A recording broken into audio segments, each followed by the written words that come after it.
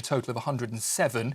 Some will follow into tomorrow, including the West Midlands and the result for London's mayor. In other news, the family of murdered schoolboy Alfie Lewis have thanked him for making them smile every day.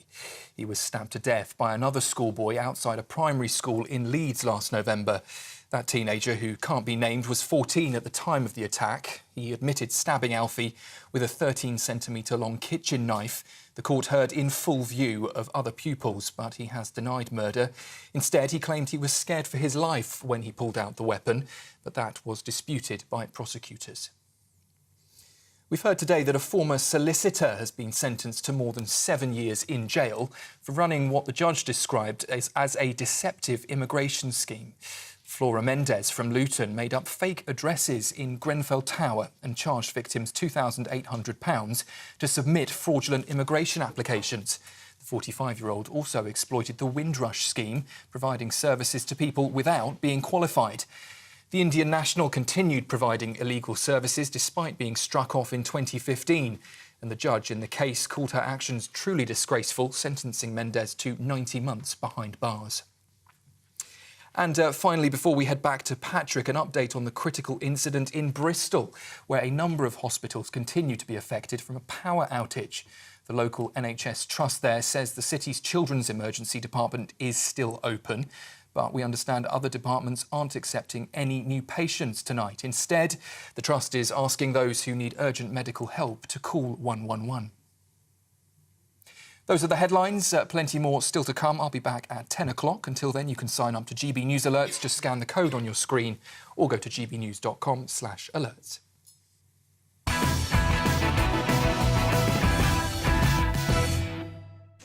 Welcome along. Now, all the news today is about the election results. Who are the winners? Who are the losers? Well, I'll tell you who the biggest losers are. Us, the public, the voters.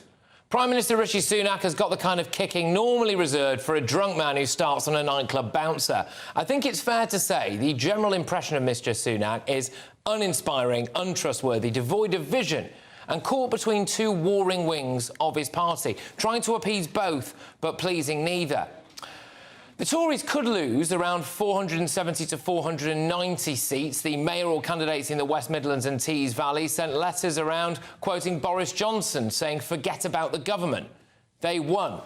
Mr Sunak didn't seem to care about getting rid of Sadiq Khan in London either. I haven't seen him endorse the Tory candidate, Susan Hall, and the reality is Mayor Khan is very gettable. It's all well and good for Mr Sunak to say stuff like this. Obviously, it's disappointing to lose good, hard-working Conservative councillors, and I'm grateful to them for all their service in local government. But what's he really done to move the dial? Now on to Labour. Look, this is not 1997. Keir Starmer has the charisma of wet cardboard and a manifesto to match. He's U-turned on green policy, on taxation, on Brexit, on nationalising the railways, on tuition fees, on whether or not he's friends with Jeremy Corbyn, on rent control, on what a woman is, on Gaza, on bankers' bonuses, and now the noise is that he could even U-turn on Rwanda. He has lost the Muslim vote. Just look at what happened in Oldham. Labour suffered a shock defeat in Oldham, which is in Greater Manchester, last night, losing control of the local council to independent candidates. It performed most poorly in wards with large Muslim populations. It's all very well and good for Mr Starmer to stand up today and say this.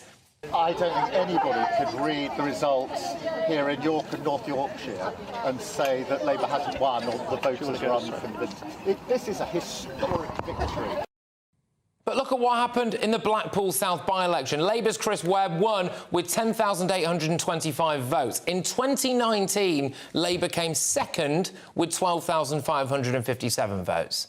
The public do not really want Mr Starmer. I doubt they're overly keen on hearing the words Deputy Prime Minister Angela Rayner or Foreign Secretary David Lammy, and I imagine they shudder at the prospect of Edward Samuel Miliband as the Secretary of State for Energy and Net Zero. Reform? Well, Richard Tice's party did perform pretty well, didn't they? In Blackpool South, there are only 100 votes or so behind the Tory candidate. In a whole host of council seats, the same people who stopped voting Tory went out and voted for Reform instead. That is undeniable, and Tice is bullish. Succeeded with our best ever by-election result by some margin, significantly ahead of our national polling average. Many people in the media have now got egg on their face. They said we couldn't do it. You know, we were a virtual party. Well, we've just proven them completely and utterly wrong. But it won't really make a difference at the general election, will it? Talking of a general election, some people are now predicting that Labour could fall 32 seats short of an outright majority. Just look at some of the turnouts, 30%, 29%, and then think about all of the massive issues that we are facing now in Britain. The NHS, the cost of living, taxation, illegal immigration, legal immigration, law and order. And still, people are sitting on their hands. People want a general election, but they don't want to vote for anyone. Great Britain is full of great Brits. It's just a shame not enough of them are in politics. Let's get the thoughts of my panel this evening. I'm very pleased to be joined by ex-BBC and ITV political chief John Sargent. I've got Andrew Rosindell as well, the Tory MP for Romford.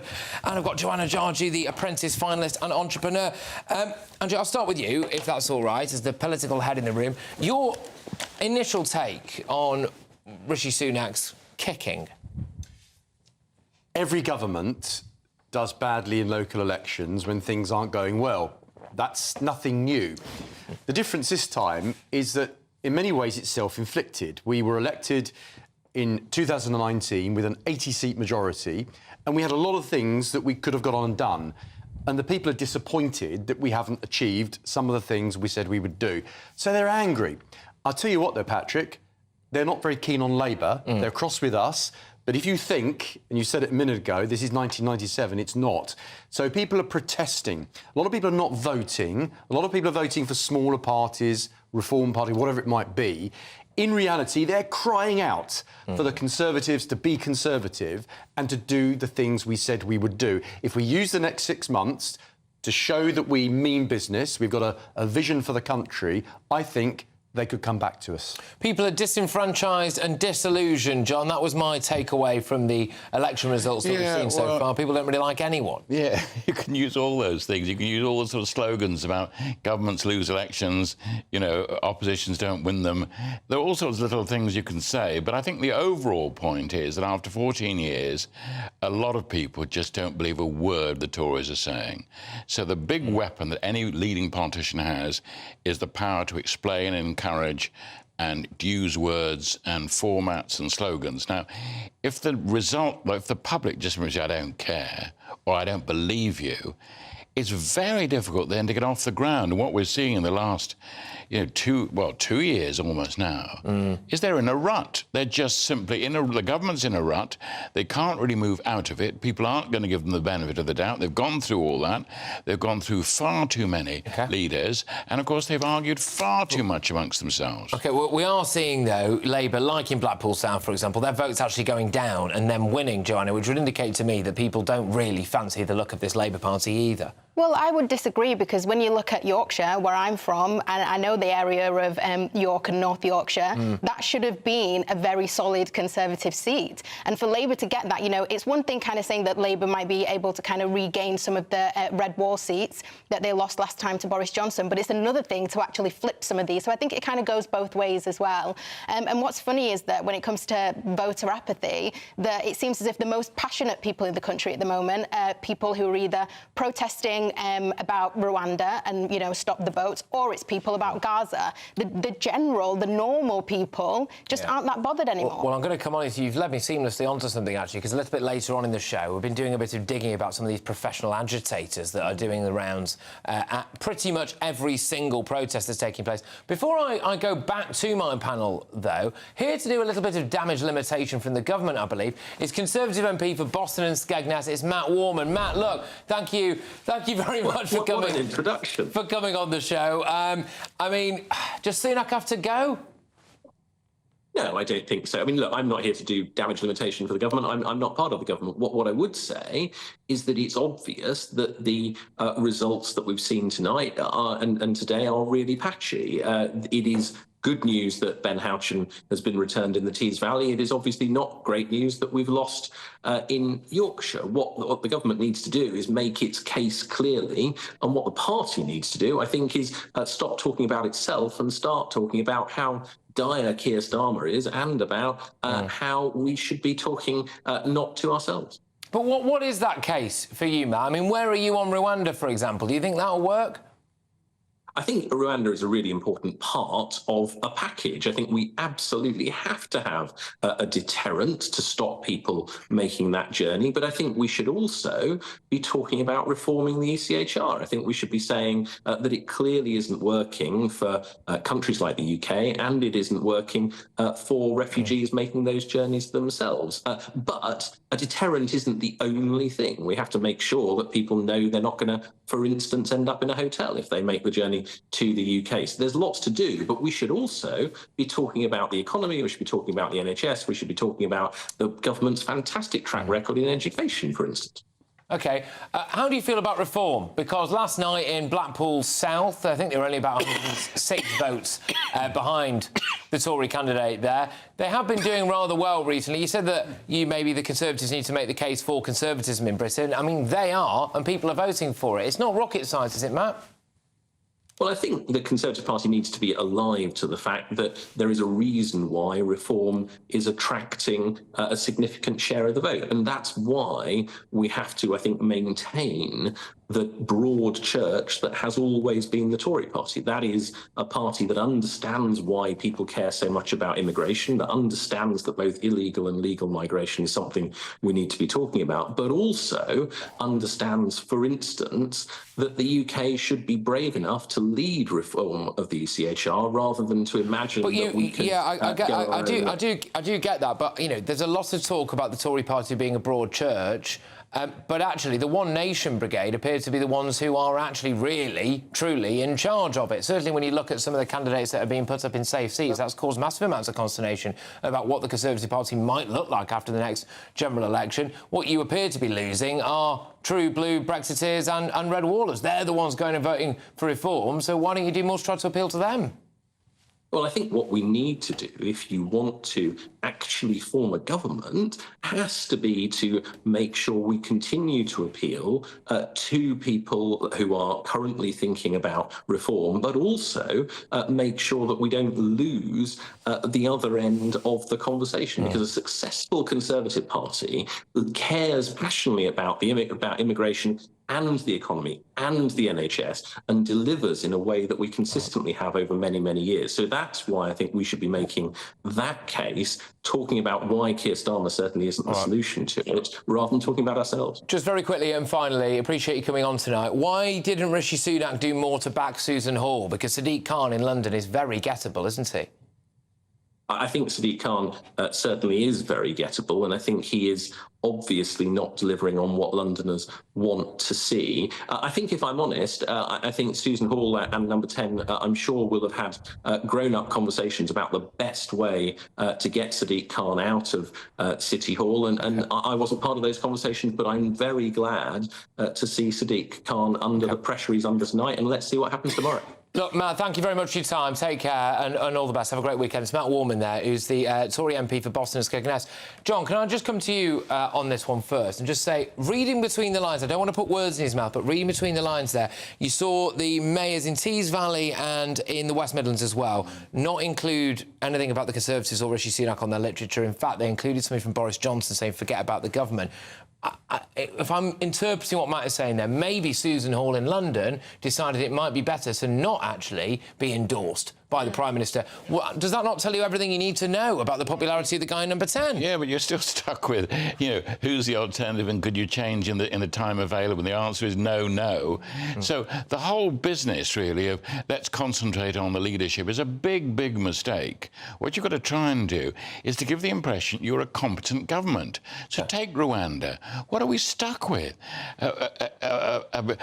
A coach with its tyres let down. Yeah. People sitting in the road.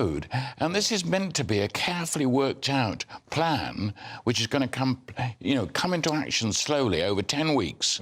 So then the first flight takes off. Well, so far, so bad. Well, very quickly, you think Sunak should stay? Look, At the end of the day, Rishi Sunak is our leader and our Prime Minister, and he is the person that's going to lead us into the next election. But we've got a lot to do to change things, to win that election. Susan Hall, I think, could well spring a surprise tomorrow. Yeah, why didn't he back? You know, was that deliberate? Do you think? I can assure you he did. Right, he was out campaigning for her and he did endorse her. But at the end of the day, we have a very unpopular Mayor of London in Sadiq Khan, and I think you'll find tomorrow a lot more people are voting against Sadiq than he thinks is going to happen. Just a few words, Joanna. You nailed on Labour government now, do you think? Yeah, absolutely. And I think we shouldn't even be having the conversation about leadership in the Conservative Party. If he was actually going to do the right thing, he should just call a general election tomorrow. OK, oof, there we go. All right, we're off to a flying start. Coming up, the veteran who couldn't vote because his army ID saw him turned away from a voting booth. And we're also going to be joined by Tobias Ellwood, MP, and Baroness Catherine Mayer. They're going head-to-head. Just following on a bit from that discussion, what can Sunak do to turn it round? Why is he so unpopular? But next, this is a good one. The Tories bucked the national trend by taking control of Harlow Council last night. I'm going to speak to the quite young mastermind of that astonishing victory, so stay tuned for that.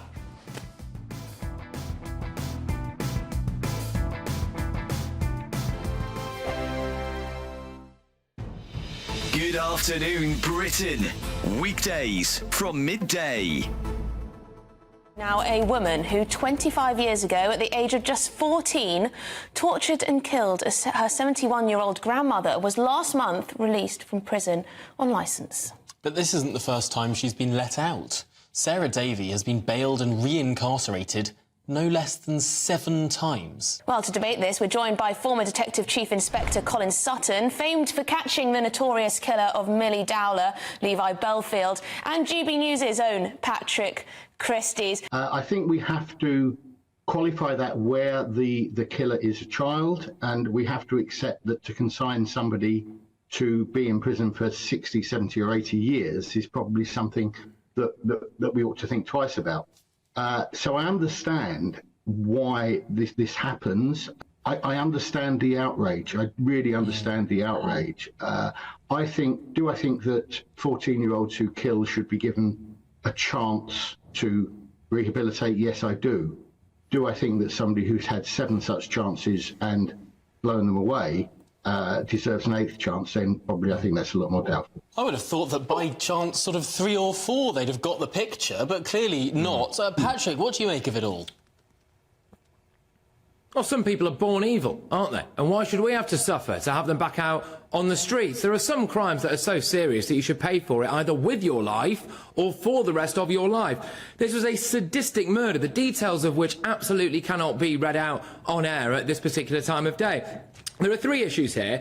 Is this justice for the families of victims? I just think a release like this is a slap in the face, really, to us all. It's another example of soft justice. And just because she's a child, well, she was old enough to commit the heinous crime she committed.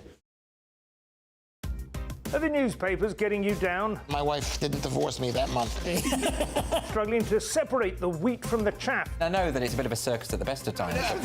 Well, don't worry. Headliners has got you covered. We'll take the burden of reading the day's news, and if we get depressed, who cares? It's an occupational hazard, frankly. That's Headliners on GB News from 11 p.m. till midnight, and the following morning, 5 till 6 a.m. on GB News, the comedy channel. Nah, just kidding. Britain's news channel. I'm Michelle Dewberry, and I'm not here to tell you what to think. I'd much rather hear what you have to say. So, send in your opinions to gbviews@gbnews.com. Keep them clean, and you never know, I might read them out. With my panel here on Jubes & Co, we debate, we get stuck into the issues of the day on a show where all views are welcome, especially yours. GB News, the People's Channel, Britain's news channel. 2024, a battleground year. The year the nation decides. As the parties gear up their campaigns for the next general election. Who will be left standing when the British people make one of the biggest decisions of their lives? Who will rise? And who will fall? Let's find out together. For every moment, the highs, the lows, the twists and turns. We'll be with you for every step of this journey. In 2024, GB News is Britain's election channel.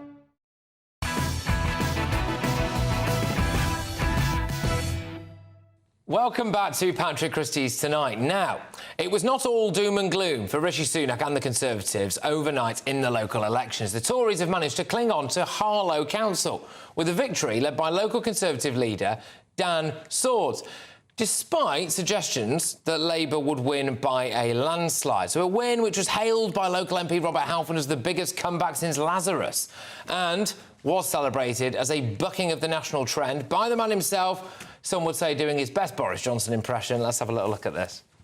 Dan Swords, firstly, congratulations. Thank you.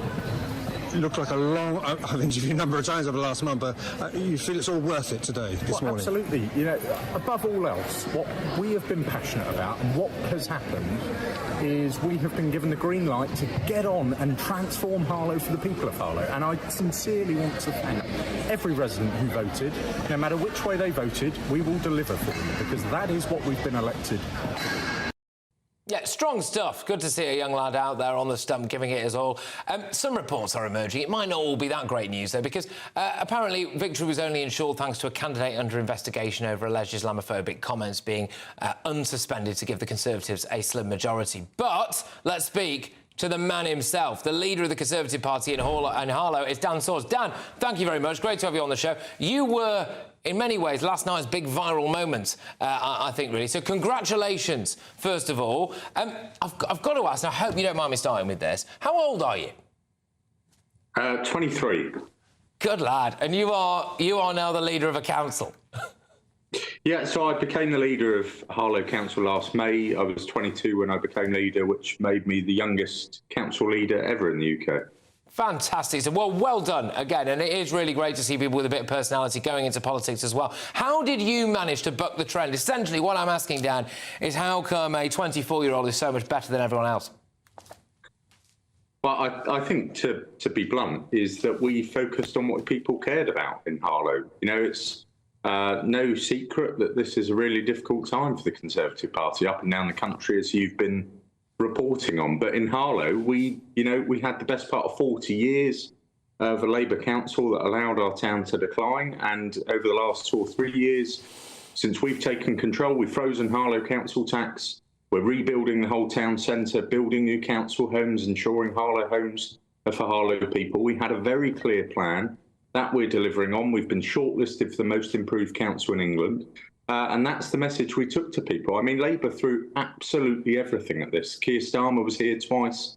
Angela Rayner and Starmer were here doing a rally on Wednesday. They were sending busloads of people from all over London and the east of England, and still we managed to cling on. Because, as I said, we focused on what people cared about. Seriously, what are the major things for you that you think people care about? Because if I was Rishi Sunak now and I was looking at these results and I was looking at the opinion polls, I mean, YouGov had him on nationally about 18%, I think it was, yesterday, which is, you know, poor, right? He could do with listening to people like you, I think, a little bit, Dan. I mean, what are the big issues? How does Rishi Sunak resurrect his fortunes? Well, you know, it's an enormously challenging time with all the factors we know about. But I think what some of the results have shown, the likes of Ben Houchen and here in Harlow, is that, you know, if we give people something to vote for, they are not scared to come out and vote for us. But we must do that. And sadly, we're not, necessarily getting that across at the moment. So we've got a massive task in that regard, but we do have to crack on with the things people care most about, whether it's, you know, the national issues, immigration, the NHS, cost of living, things that people really feel make a difference, as we have in Harlow, and people have rewarded us for that. Look, you bucked the trend last night with the result, and fair play to you. I would possibly suggest as well that you've maybe bucked the trend kind of in your own life, given your age and your political persuasion and the success that you've had. What would you say to young people now who want to go into politics? I think a lot of people, and let's be honest, a lot of GB News viewers and listeners as well, I think see mostly that young people who go into politics perhaps lean to the left. I mean, have you copped a bit of stick for it? How's it gone for you? What made you get into it? Well, to be honest, age is not something I really think about. I mean, my political opponents often bring up the point of age, but, you know, I've never knocked on a door and they say to me, what we're desperate for is a 50-year-old council leader. What people want, as I've said, is people that do things, that deliver. And politics is a game where people judge you on your actions. As I said, I became the leader of the council a year ago. A year later, we've had an all-up election and retained control because we've delivered on the things that people care about. So age isn't a factor that I've ever considered, to be honest. I just get on with the job day in, day out and do the things that people care about. But I would encourage any young person to go into it. Politics is about improving the place you live in and changing things and making the world a bit more just than maybe it was the day before. So I would absolutely encourage anyone to do it. You just need some thick skin. Yeah, I can imagine. I mean, Robert Halfon's been out, very, very, very praiseworthy of you and all of the efforts there as well. He was tweeting about it a little bit earlier on. He had this to say, I think, is the biggest comeback since Lazarus. Labour predicted landslide in Harlow with 2 visits from Starmer, but Harlow compassionate Conservatives retained control of Harlow Council by relentlessly focusing on freezing council tax, regeneration and housing. He says he's obviously very proud of you as well. I do have to ask, look, with respect, is it the biggest comeback since Lazarus? So I was trying to have a little look into this with my team earlier on, and there was an issue of a suspension, and then that person has maybe been unsuspended, and you've won by 1 seat. Is it? Go on, just clear that up for us. Yeah, again, it's complete rubbish. We have a candidate at the moment who was elected as a Conservative. The town has elected a majority of Conservatives. Sadly, one of the candidates at the moment is suspended under investigation. That has not changed. They were not unsuspended. We didn't, none of those things changed last night. It was simply the line that the Labour Party were spinning because they could not believe the fact that despite everything they'd thrown at Harlow, they were telling me at 10 o'clock as we arrived at the count, it's all over. You may as well go home now. You've been wiped out. And yet 5 hours later, they discovered that quite the opposite was true. So it's simply a line that they're spinning. OK, now, look, just give a little message to people. I did a monologue earlier on about voter apathy, people who are a bit disillusioned, a bit disenchanted. I think it's going to be quite a big issue at the general election, which is maybe people who are traditional Conservative voters not turning up, maybe, or dare I say it, voting for reform. I can see a situation where Keir Starmer ends up, winning a general election, but actually, is pretty unpopular from day one. Look, what would you say to galvanise the Conservative voters? Because at the moment, from what's going on in Downing Street, I don't think there's a huge amount of vision to vote for there.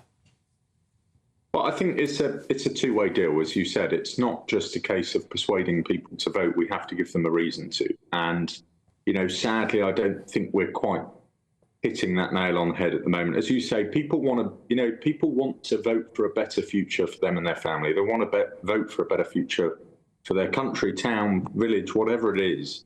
And that's what we've got to spell out over the next few months to people. If you vote for us, this is how times are going to change. I mean, my favourite political ad of all time is the Margaret Thatcher one, don't just hope for a better future, vote for one.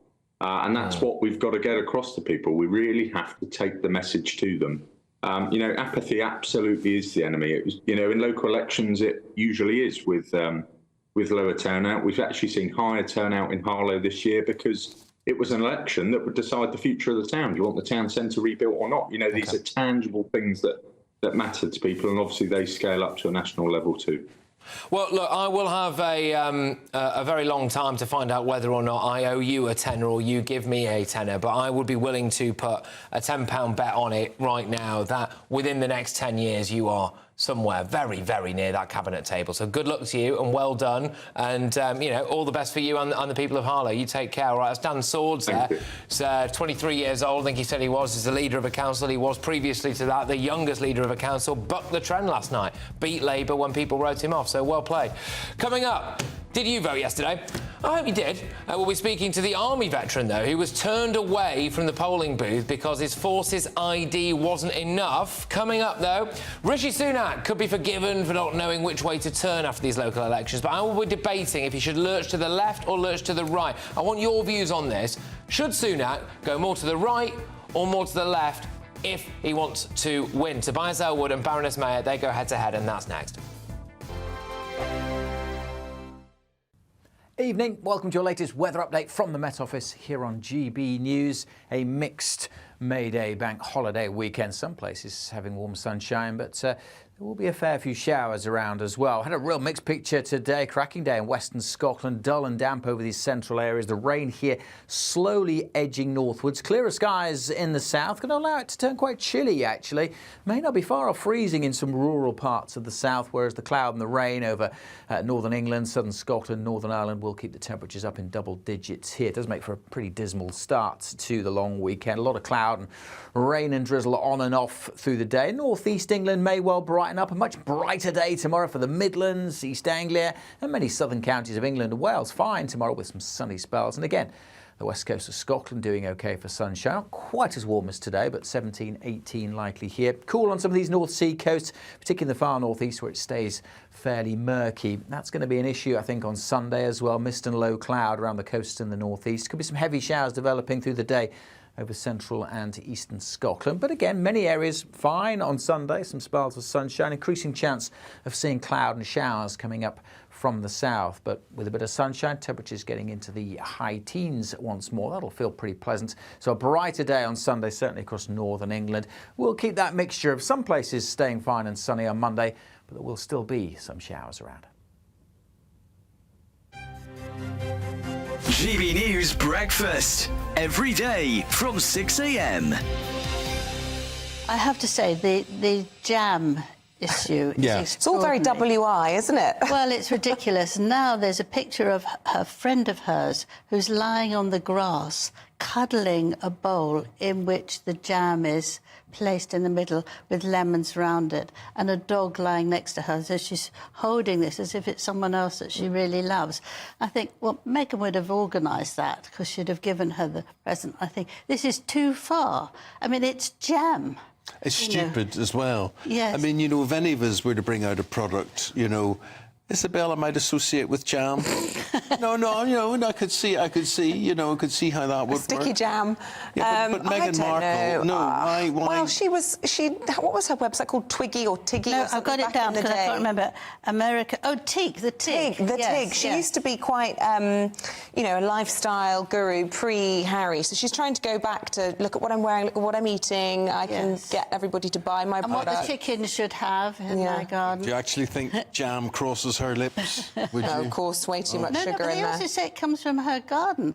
I mean, how many strawberries has she got? Does it mean 50 people, that's only enough for them? It's not going to have thousands of people asking for jam. We won't have it. And there is a thing that she was cross that, she said, jealousy, really, that King Charles brings in all the food and the jam things to make from somewhere else. He doesn't do it himself or get his staff to do it. But he gives it all the money to charity, right? Yes. All this money is for Meghan. And it's sold out. People have thought, well, actually, if we are going to get jam, if that's what's trendy, let's get it from the king, not from Meghan. Not her. Yes. Yeah.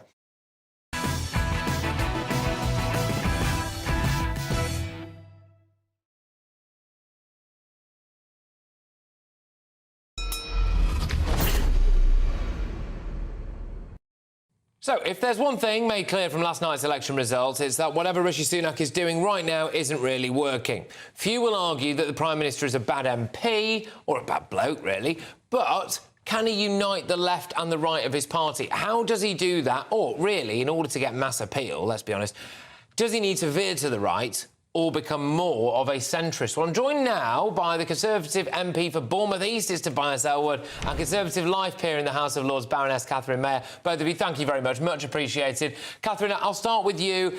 In your mind, should Sunak go more to the left or the right, do you think?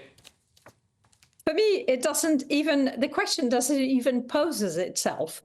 Obviously, he needs to go to the right, because Keir Starmer has tried to move to the right, except we don't know if he really believes that. And in the meantime, we've seen what Reform has been able to do, and they've been capturing a lot of our votes.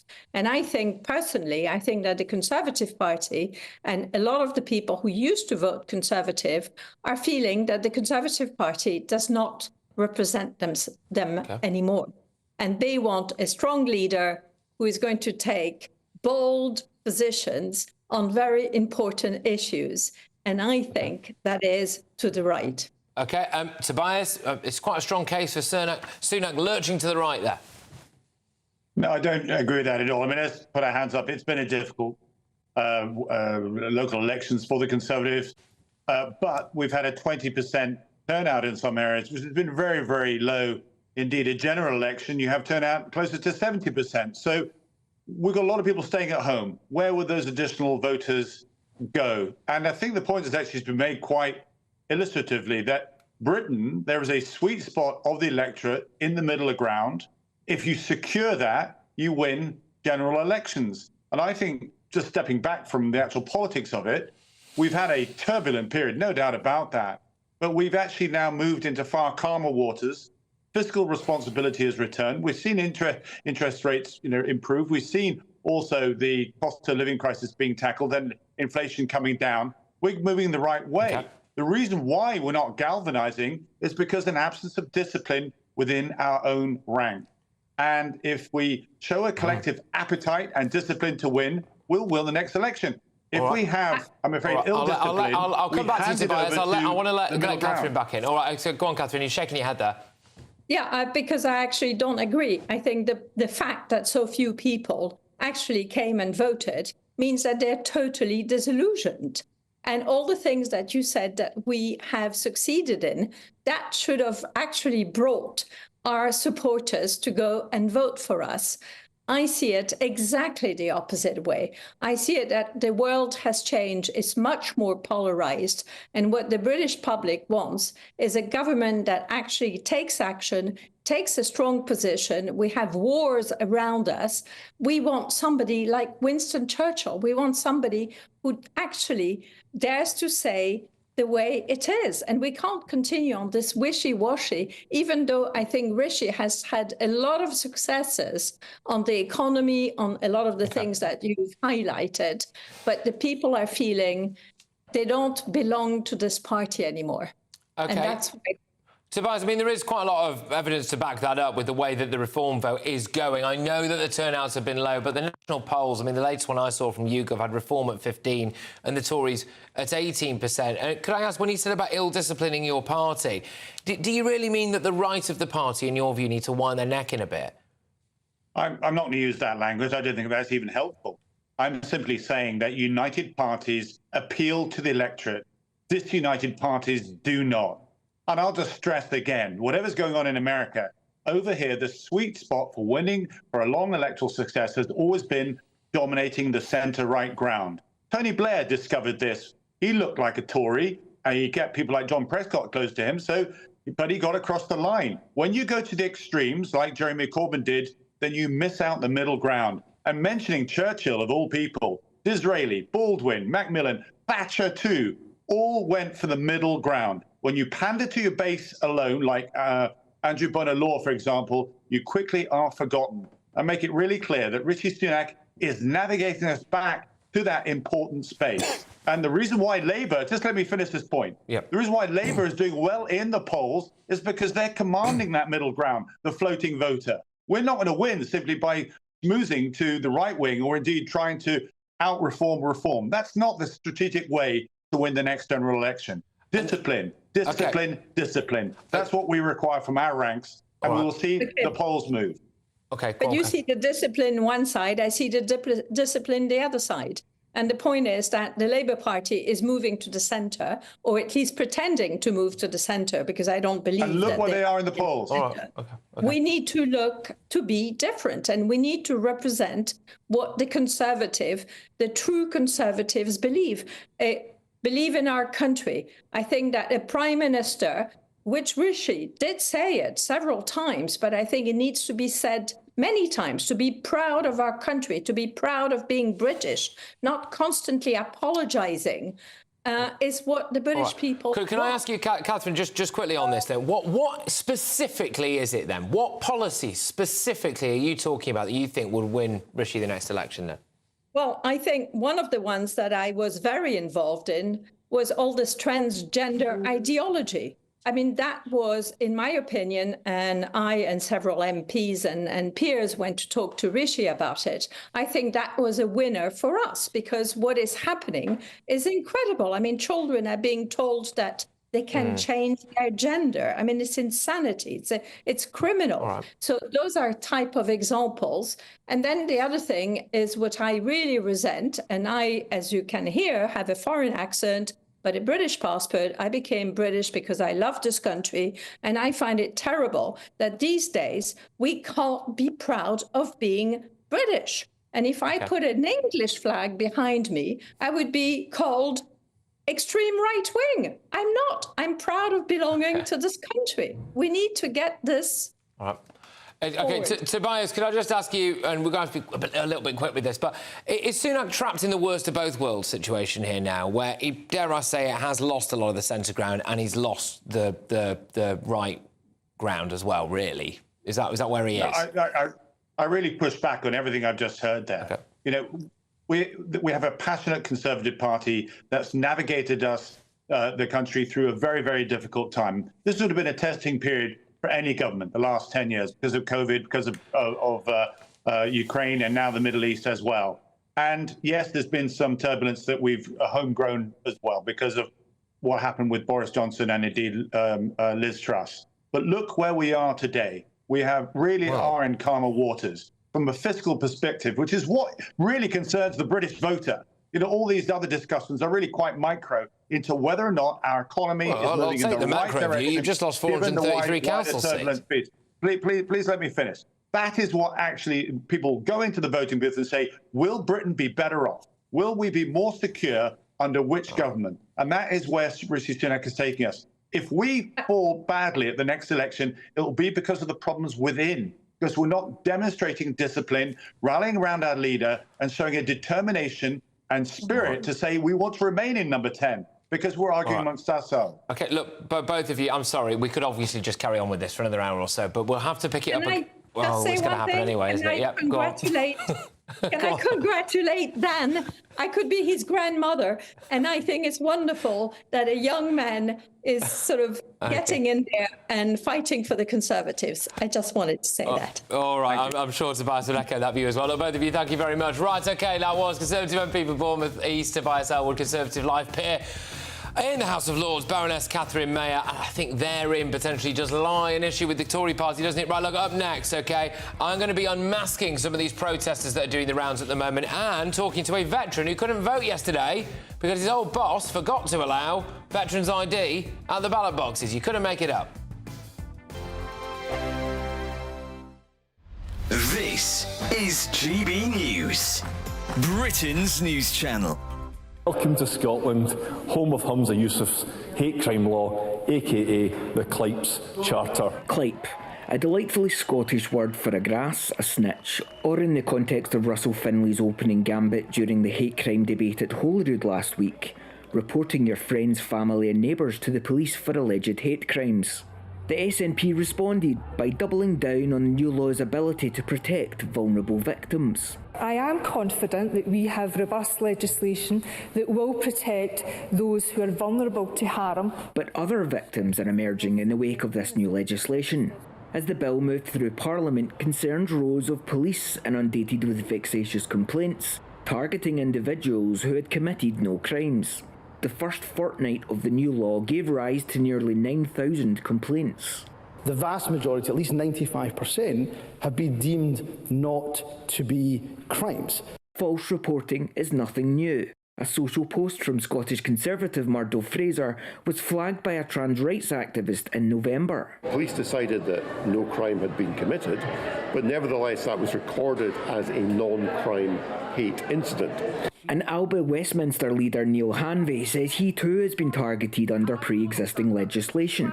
I've been the victim of at least one of those complaints, and you know that's taken up the time of police officers.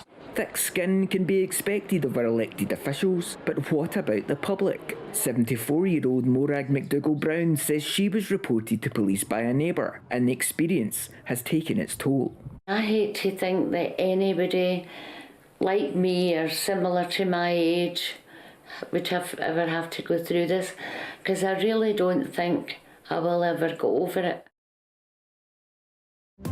GB News is the home of free speech. We were created to champion it, and we deliver it day in, day out. Free speech allows us all to explore and debate openly the issues most important to us, our families, and of course, the British people. Having challenging conversations to enlighten each other. Which is why we hear all sides of the argument. We are the People's Channel. We will always stand by the freedom to express yourself. On TV, radio and online. This is GB News, Britain's news channel. I'm Christopher Hope. And I'm Gloria Di Piero, bringing you PMQs live here on GB News. Whenever Parliament is in session on a Wednesday at midday, we'll bring you live coverage of Prime Minister's questions. We'll be asking our viewers and listeners to submit the questions that they would like to put to the Prime Minister, and we'll put that to our panel of top politicians in our Westminster studio. That's PMQs live here on GB News, Britain's election channel.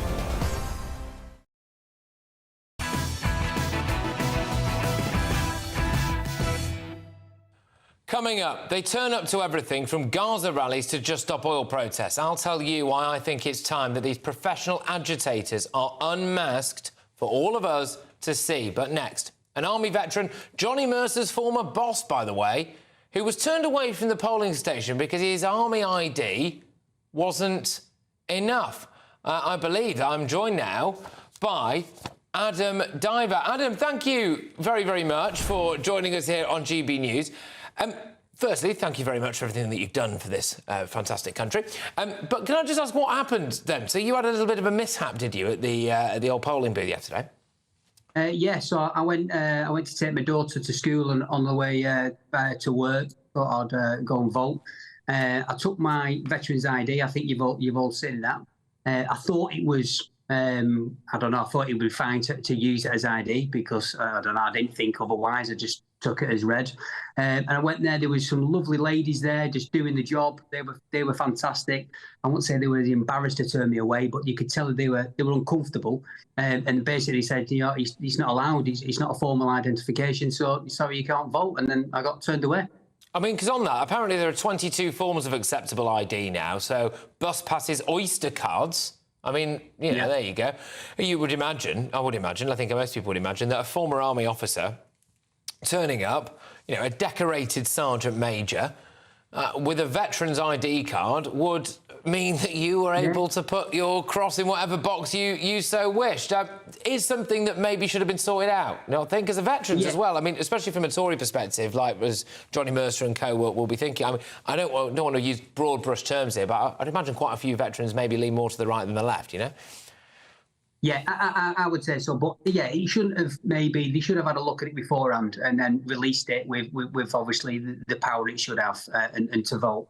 Because, you know, I mean, it impacted me on that day, and I just thought that, OK, this isn't great. And I did reflect on it, and I just thought, well, this is pretty rubbish. But it could have happened to another veteran who doesn't watch the TV, who's not got no social media, who hasn't got any other ID, because this is what he's got. And he goes and votes, and then he gets turned down. This could have a massive effect on his mental health, especially if he's maybe got, or she got PTSD, they've got depression, anxiety, whatever it may be. This could really impact him. 27 years of service, I believe, for this country, to be turned away at a polling station. How did that make you feel at the time then? It made me feel, obviously frustrated, and then it was just like, well, a little bit deflated, really. It just made me feel like, well, what's the point, sort of thing. And I'm sort of like glad it happened to me and nobody else, really, who was. I look after veterans all the time. I'm a therapist now, and I see veterans on a weekly basis with poor mental health. Covering from PTSD, anxiety, depression, etc. And it made me reflect. If it was one of them going to the booth and getting turned away, this could have been a massive trigger. So I'm quite glad it's out there now, and I'm hoping. I think I won't say I was Johnny Mercer's boss. I was his sergeant major, so I told him off quite a few times, maybe in Afghan. But he was, you know what I mean. He's a very good, competent officer. He was great in Afghan. He was a good lad. He was, you know what I mean, loved by his peers and the fellow troopers as well. So he is a good bloke. So I think it's just a case of, is it red tape? You know what I mean? Are his hands tied? I don't know. But I think obviously he knows about it. I tweeted him and he tweeted me back and all. He didn't need to apologise and all the rest of it. And I think he's just going to have to move on and try and get it sorted before the next vote, really. Yeah, I mean, he said, I am very sorry about this, and as you can imagine, and you know, to be honest, whenever I hear anything about Johnny Mercer, it's usually very good, and I know that he does care. So I think, you know, possibly giving the benefit of the doubt on this one, as unfortunate as it is. I mean, another way of looking at it is the Tories have had 14 years or whatever to get this sorted, and it is an oversight. Can I just ask you, so Labour are doing the rounds at the moment, really championing the fact they've won Aldershot. They're saying we've got the home of the British Army, you know. Yeah. Do you think Labour are winning the battle for the hearts and minds of the British military at the moment? I know when Corbyn was in power, well, not in power, when he was leader of the Labour Party, it was definitely not the case. Have things changed, do you think? It could be Aldershot's massive garrison town like Catterick or Tidworth and the other garrisons around the UK. When I was in the military, we didn't really vote, to be honest. It's not a case of we didn't get told not to vote. We're either too busy, we're on tour. And because we serve all colours of government, whoever is in, it could be the Conservatives or the Labour. I've worked under all colours of government, and we just take our orders and we just move on. It comes apparent when you leave the forces. That's when we start voting, really. We start having, you know what I mean, getting our civvy heads on, if you will, and start maybe, I don't know, thinking for ourselves, and then we start putting putting our crosses on the ballot paper. So what you're saying, Aldershot turning red, it is a bit of a surprise, really, but it's I don't know. Well, it's one of them. It makes me see. Look, Adam, I don't think we've spoken on this show before, but I would love to have you back on again, because there's a whole host of issues that I'd really like your view on. You know, we're certainly big when it comes to the veterans community on this channel and on this show. And I'd also like to have the opportunity to talk about some of the other stuff you've done as well. That you swam to the Isle of Man quite recently. There you go. I mean, look at that. So yeah, we'll have to get you back on. Adam, thank you very much for giving us your time this evening. It's Adam Diver there, he's a former Army officer. Hopefully he can go and vote next time. He should be able to go and vote, that guy. Now, look, next, why I think it's time that the public should get to see these professional protesters unmasked. This is a group of agitators that are out and about at every single protest. It's the same group of people. They wear the face coverings. They think people won't find out who they are. They wreak havoc around the streets. They commit criminal damage. Well, I've had enough of it, and I think that you should have as well. So we're going to unmask them. That warm feeling inside from Boxed Boilers, sponsors of weather on GB News.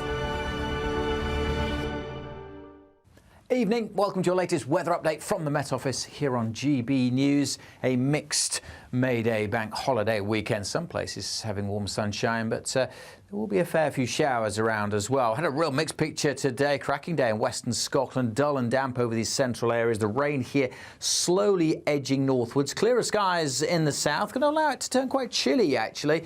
May not be far off freezing in some rural parts of the south, whereas the cloud and the rain over northern England, southern Scotland, Northern Ireland will keep the temperatures up in double digits here. It does make for a pretty dismal start to the long weekend. A lot of cloud and rain and drizzle on and off through the day. North East England may well brighten up. A much brighter day tomorrow for the Midlands, East Anglia and many southern counties of England and Wales. Fine tomorrow with some sunny spells. And again, the west coast of Scotland doing OK for sunshine. Not quite as warm as today, but 17, 18 likely here. Cool on some of these North Sea coasts, particularly in the far northeast where it stays fairly murky. That's going to be an issue, I think, on Sunday as well. Mist and low cloud around the coast in the northeast. Could be some heavy showers developing through the day over central and eastern Scotland. But again, many areas fine on Sunday, some spells of sunshine, increasing chance of seeing cloud and showers coming up from the south. But with a bit of sunshine, temperatures getting into the high teens once more. That'll feel pretty pleasant. So a brighter day on Sunday, certainly across northern England.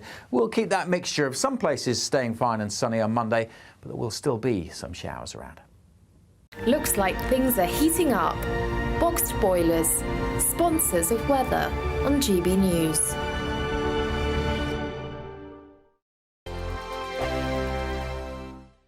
We've blown blown the budget by giving you the chance to win a totally terrific £20,000 in tax-free cash to make your summer spectacular. You could use that cash to splash out on a holiday, make the garden glam, buy a new car, or just save it for a rainy day. Whatever you'd spend £20,000 on, make sure you don't miss the chance to make it yours. For a chance to win £20,000 in tax-free cash, text WIN to 63232. Text costs £2 plus one standard network rate message. Or post your name and number to GB05 PO Box 8690 Derby DE1 9TT. UK only. Entrance must be 18 or over. Lines close at 5 p.m. on the 31st of May. Full terms and privacy notice at gbnews.com/win. Please check the closing time if listening or watching on demand. Good luck. Join me, Camilla Tominey, every Sunday at 9:30 when I'll be interviewing the key players in British politics and taking them to task. This report basically says that he's not fit to stand trial. With an upcoming election looming over Westminster, now is the time for clear, honest answers. I agree. And that's precisely what I'll get. Is he indecisive? Incompetent? That's the Camilla Tominey Show at 9:30 every Sunday on GB News, the People's Channel, Britain's election channel. We're GB News, and we come from a proud tradition of British journalism. That's why I'm so excited to be here. It's something so new. The first news channel to be launched in Britain in over 30 years. Launched to represent the views of the British people. To go where other broadcasters refuse to go. How did you find out about the story in the first place? Launched with one aim. To be the fearless champion of Britain. It's an absolutely fantastic atmosphere here. This is GB News. The People's Channel. GB News, Britain's news channel.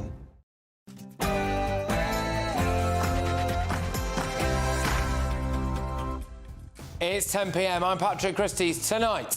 GB News. Off GB News. Off GB News. Off GB News. Who are these thugs? Now, this individual has just assaulted a GB News cameraman and is going to be arrested by police as it currently stands. As you can see, the police appear to have just let him walk off. I reveal the people behind the masks and... Listen here. Free Palestine. Labour has a problem with the Muslim community, plus... This is not my victory. This is Palestine innocent people victory. How big a problem are councillors like this? But there's hope. Everything the city, I'll be conquering all of them. All of them. You used to think I'm just a clown, but then... That's happened again. On my panel tonight is ex-BBC and ITV political chief John Sargent. I've also got Tory MP Andrew Rosindale and Apprentice finalist and entrepreneur Joanna Jarju. Oh yes, and talking of things that you don't want to vote for.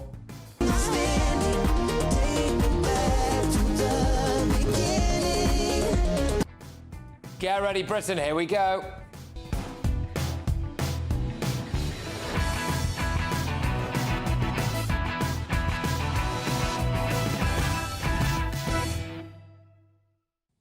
They should take their masks off and get a job. Next.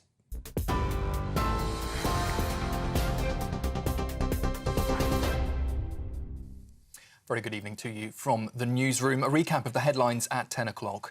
The Prime Minister insists he's focusing on the job at hand after the Conservatives' disappointing local election results today. It was their worst performance in decades, conceding hundreds of seats to opposition parties. So far, Labour has made the most gains, and Sir Keir Starmer says it shows the Conservatives' time is up. But Rishi Sunak says he's focusing on a win in Teesside, where Ben Houchen managed to retain his seat.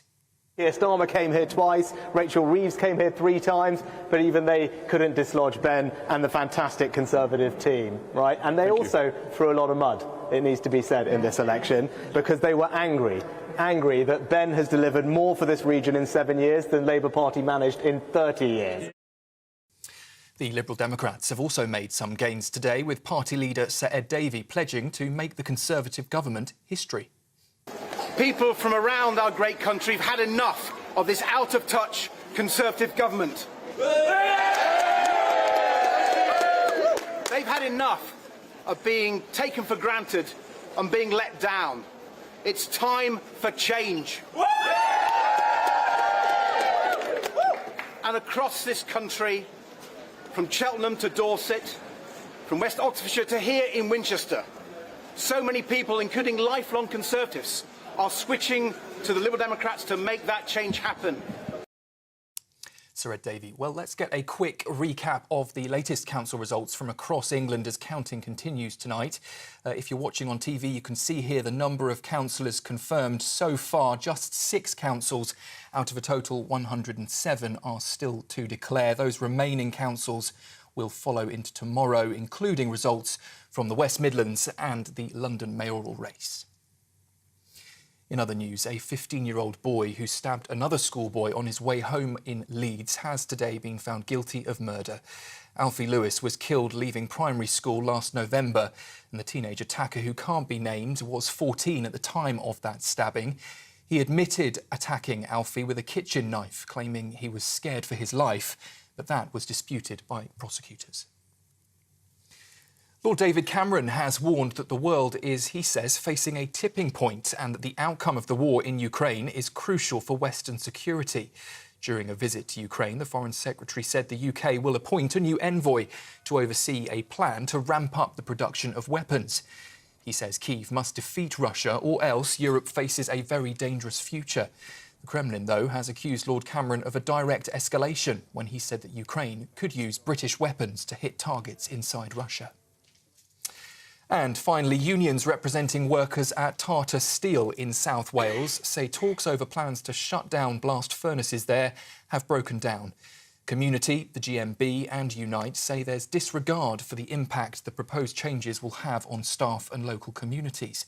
It comes as the steel giant wants to switch to a greener way of working that could result in the loss of 2,800 jobs. That's the latest from the newsroom. For more, you can sign up to GB News Alerts, scan the QR code there on your screen, or go to gbnews.com/alerts. Now, though, it's back to Patrick.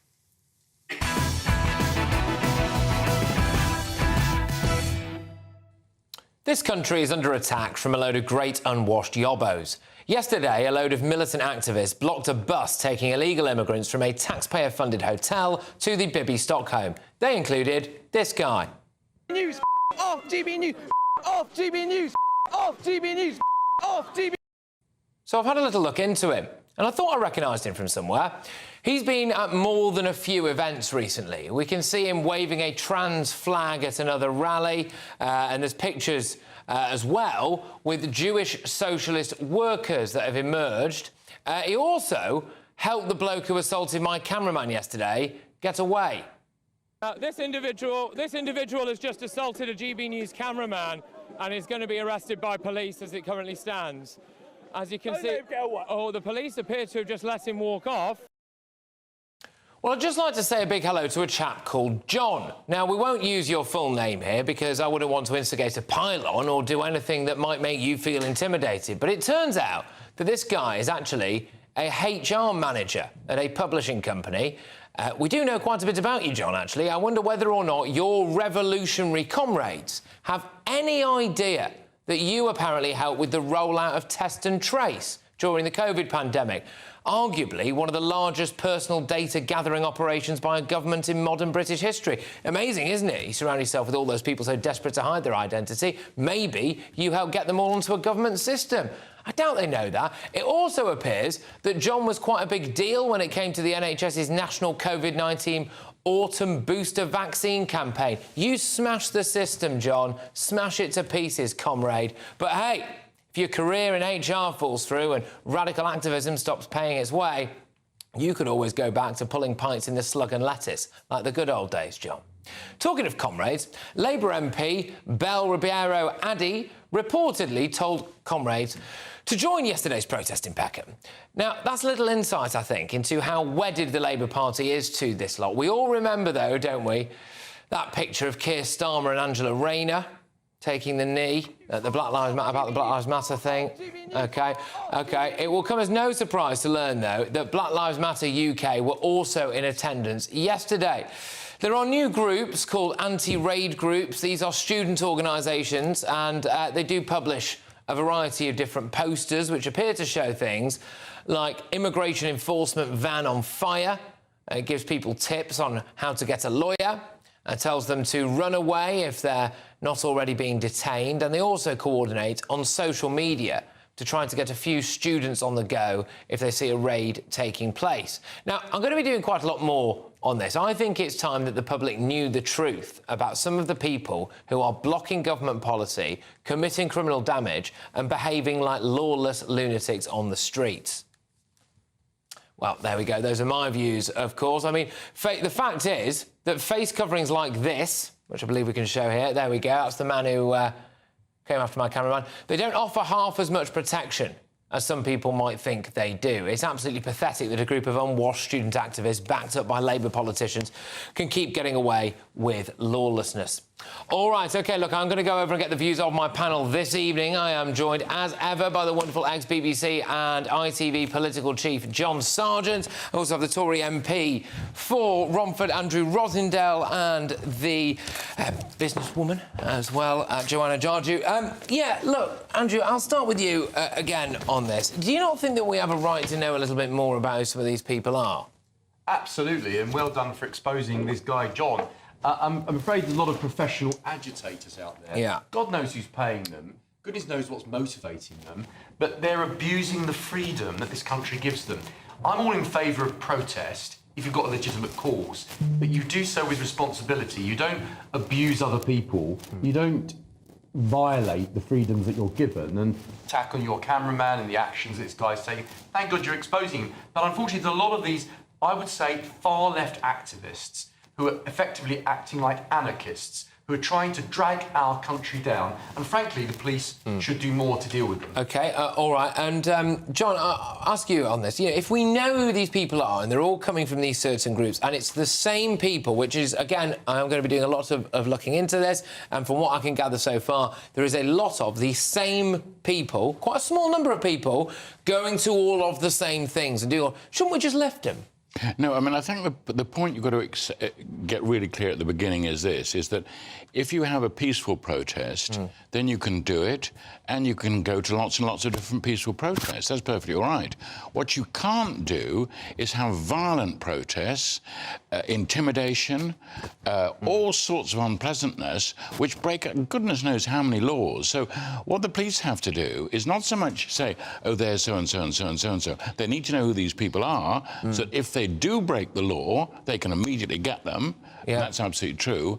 But what you mustn't do is somehow make up a sort of more than 5 you're in trouble, because you've got plenty of law to deal with. Just concentrate on making sure that what you do is effective and it's proper policing. Absolutely. And Joanna, your views on this? Presumably you're bang in favour of those people who, you know, slashed the tyres on a bus there and were causing massive law and disorder.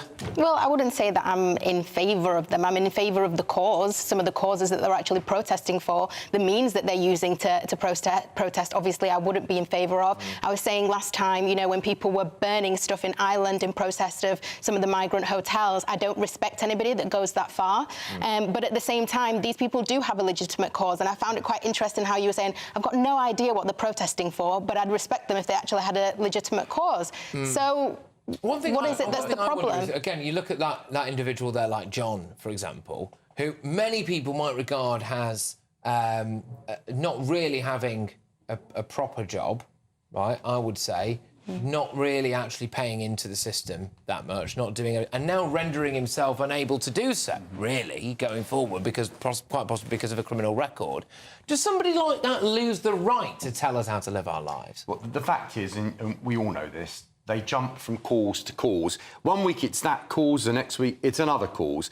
The reality is that every cause they go for is designed at attacking our system, attacking the British laws, the British way of life. But that's get them on a point of law. Don't get them on a sort of, I hate them, absolutely, I don't like them. John, just make sure that, right. Absolute, we'll get this person. Look at the way he was behaving. And we'll charge him. Look at the way that other protesters see on there. Hang on a minute.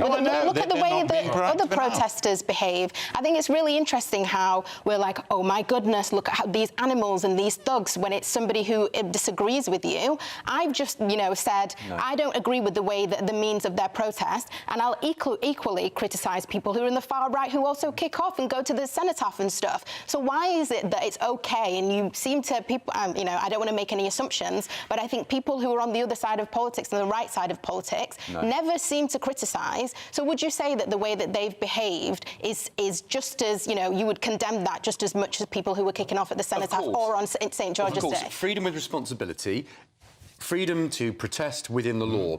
The problem is the vast majority of the protests we're seeing today are left-wing agitators. I do believe that they are anti everything our country stands for, and they look for causes. Well, they jump from one cause to another. No, everything you and most law-abiding people are fed up. So that chap John there is at basically everything, and there's a load more stuff about this guy, and a lot of other people like collect the evidence, like him give it to the police. But the evidence must be there. This is the thing. If it's dead easy, and it really is easy for someone like me and a team of people here. To find that out in an afternoon, right? I mean, you know, a couple of hours, really, nothing. Yeah, then the police, and he's at all of these things. Can't the police get hold of those people who are serial agitators? They can. No, they should. I mean, there's no... from, you know, sitting here, of course they should. I've no doubt about that at all. They should, if they're breaking the law... They don't always do it. No, they don't. All right. They don't. But that is an argument for telling the police not... it's all going on, you know, you better stop the whole thing. Those are swine over there. It's not so much that. It is right. Your job is to make sure that these people don't intimidate, they don't use violence, they're breaking the law. Go after them, charge them. To you, Joanna, that if that guy, the same guy, had been draped in the flag of St George, he would have been nicked a long time ago. I would disagree. I think that sometimes you have police that do what they need to do and go far enough when it comes to people who are on the far right and that kick off. And I think that sometimes they do. I think it just depends on the situation. It depends on the location, depends on the police officer and how they judge the situation. I think it goes up and down. But I think that, you know, it can be quite unfair to people on that side. I think also on this Peckham Hotel business, one wonders quite how did they know that the coach was going to be there? How did they know that these people were going to go to Dorset to be on the barge? Now, that gives the impression to me that the security has been broken. So the police know perfectly well in situations like this, make sure you keep your plans secret, make sure you use plenty of unmarked vehicles, you do this, you do that, you have different feints, pretend to do this, but in fact do that. That's what they do. That's their job. They do it all the time. I also think that if this guy is, you know, causing a riot at every single protest that he goes to, then that's a problem. But I don't think that people should be judged for, you know, protesting for movement after movement, because the central theme really is that they're protesting for social justice, not that they're just jumping on any other bandwagon. One of the things I will say, Andrew, which, and again, as we reveal more and more about some of these people behind it, I think it's going to become more and more laughable that you end up, which we do have, which is a situation that a bloke that works in HR for some would say socialist publishing company, who has previously, you know, had a glorified job in a call centre and all of this stuff, and, you know, works in a slug and lettuce in Reading, can stop government policy from taking place, can continually cause it. I mean, you're being, is it not you, but the government being outwitted by being outwitted. They should get smarter. A long-haired pipe. This is the fear. That the authorities are walking on eggshells. The police are afraid to do anything. And so agitators like that, who are out to cause as much disruption as they can get away with, are allowed to get away with it. So it's time we clamp down on those sort of people. I'm all in favour of freedom of protest. I'm all in favour, no matter what you're protesting about, left or right, any cause is perfectly fair. But when people behave like that, there should be action against them, because they're ruining the lives of other people. But it depends, if you arrest them, will you have enough to actually charge them? I guess the main thing is that the police... You can see just from that... No, but not necessarily with him. I'm just saying in general, I think a lot of people would want to see just protests across the board. There's got to be a deterrent. There's no deterrent. If the police don't act, they'll carry on behaving the way they're doing. Look, there's no deterrent to deal with it. They've been working in this area for many, many years. They know all the tricks about infiltrating, of listening to people's phones, of making sure that they, in fact, don't give them advance knowledge of what they're doing. All those tactics. It's still happening, John. All right, well, that's our old friend incompetence, isn't it? But it doesn't mean to say, oh, we think that's OK. No, it is not OK. They can do it better. They can be better policemen. I think that's the point. Look, one of the points I was hoping to get across here, really, is that you make the statement there about it's our old friend incompetence. And, you know, we've got there, you know, this government's flagship policy, the Rwanda scheme, which does also involve a bit of the Bibi Stockholm. You've got people being taken, you know, just on the day of the local elections, taken from a hotel to the Bibi Stockholm, and essentially that has been brought to a halt by a leak. But by a leak, followed by student union activists on a power trip, right? And I would, if I was the Home Secretary, I would be quite embarrassed about sure. I think, and the fact that it keeps happening, really. Ban masks, ban face coverings everywhere, Jemima. They were very keen to do it. They were keen to do it at the St George's Day gatherings. I mean, because everyone was pretty much, apart from that geezer, was masked up. Yeah. So, but why? But the police have that in their power. Why didn't they decide to do that? It's kind of two-tier policing, isn't it?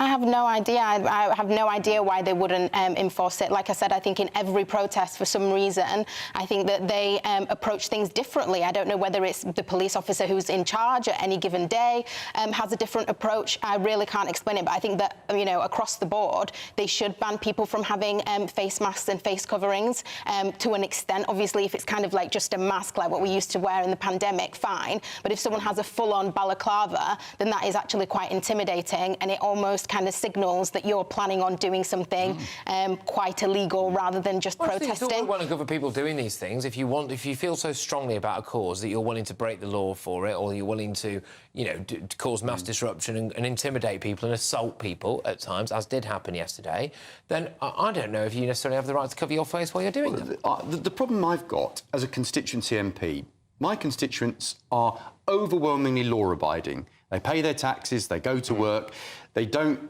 commit crimes, and yet they want to live in a peaceful society. They don't want to walk out the door and find these sort of things going on. They want to have a place to live which is free of crime, free of intimidation.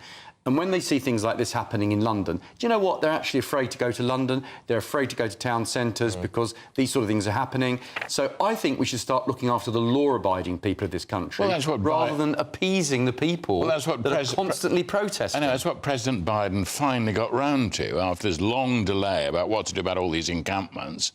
He suddenly said, oh, well, of course, you know, if you're breaking the law, that is the point. Yeah. You either have the law or you don't have the law.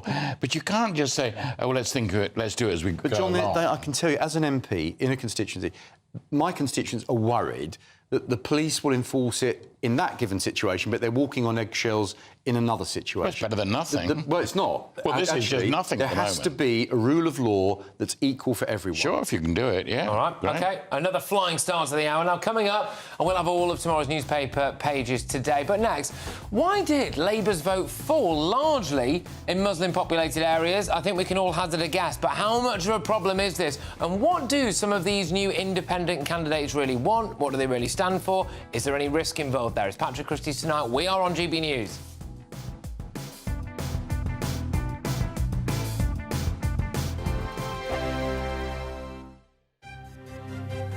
GB News Breakfast. Every day from 6 a.m.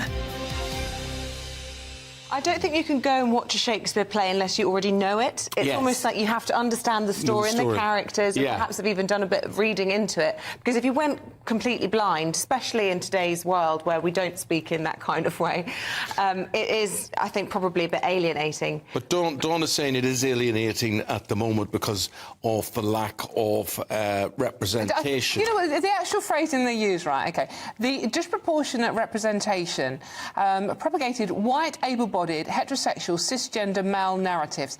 I'm sure there's people sitting in a room going, what's the most ridiculous thing we can come up with today? Yes. But really, just chuck all these words at it, cisgender, and it's just insane. Of course, Shakespeare was what it was back in the day, and that's why it's mostly blokes and they're mostly white. And lots of speculation that he was actually gay, isn't there? Because he never really saw Anne Hathaway very often and stayed away a lot of the time. I don't know, maybe he was a big He might have gay been icon. transgender for all I know. I mean, I don't... Biggins, I'm looking at you. No, I think you're right. I mean, you know, I think that goes for the profession too. I mean, I do think I remember seeing Macbeth in London with Judi Dench and Ian McKellen, and it was one of the most exciting evenings ever. And it was a cold night at the Donmar Theatre, outside and inside, and that gave it atmosphere. There are certain things that you go along and see something else, and you think, I'll walk out in the interval. Yeah. Macbeth is a sexy play, though. Let's talk about, there's so many. Can I Live to Be 100? Oh, this is depressing. I think it is depressing. I like to stay here now. I don't want to live to 100. Oh, don't say that. I'm right behind I don't even want to. My father died at 63. That'll be me gone this year. GB News is the home of free speech. We were created to champion it, and we deliver it day in, day out. Free speech allows us all to explore and debate openly the issues most important to us, our families, and of course, the British people. Having challenging conversations to enlighten each other. Which is why we hear all sides of the argument. We are the People's Channel. We will always stand by the freedom to express yourself. On TV, radio and online. This is GB News, Britain's news channel. I'm Michelle Dewberry, and I'm not here to tell you what to think. I'd much rather hear what you have to say. So, send in your opinions to gbviews@gbnews.com. Keep them clean, and you never know, I might read them out. With my panel here on Jubes & Co, we debate, we get stuck into the issues of the day on a show where all views are welcome, especially yours. GB News, the People's Channel, Britain's news channel. 2024, a battleground year. The year the nation decides. As the parties gear up their campaigns for the next general election. Who will be left standing when the British people make one of the biggest decisions of their lives? Who will rise? And who will fall? Let's find out together. For every moment, the highs, the lows, the twists and turns. We'll be with you for every step of this journey. In 2024, GB News is Britain's election channel.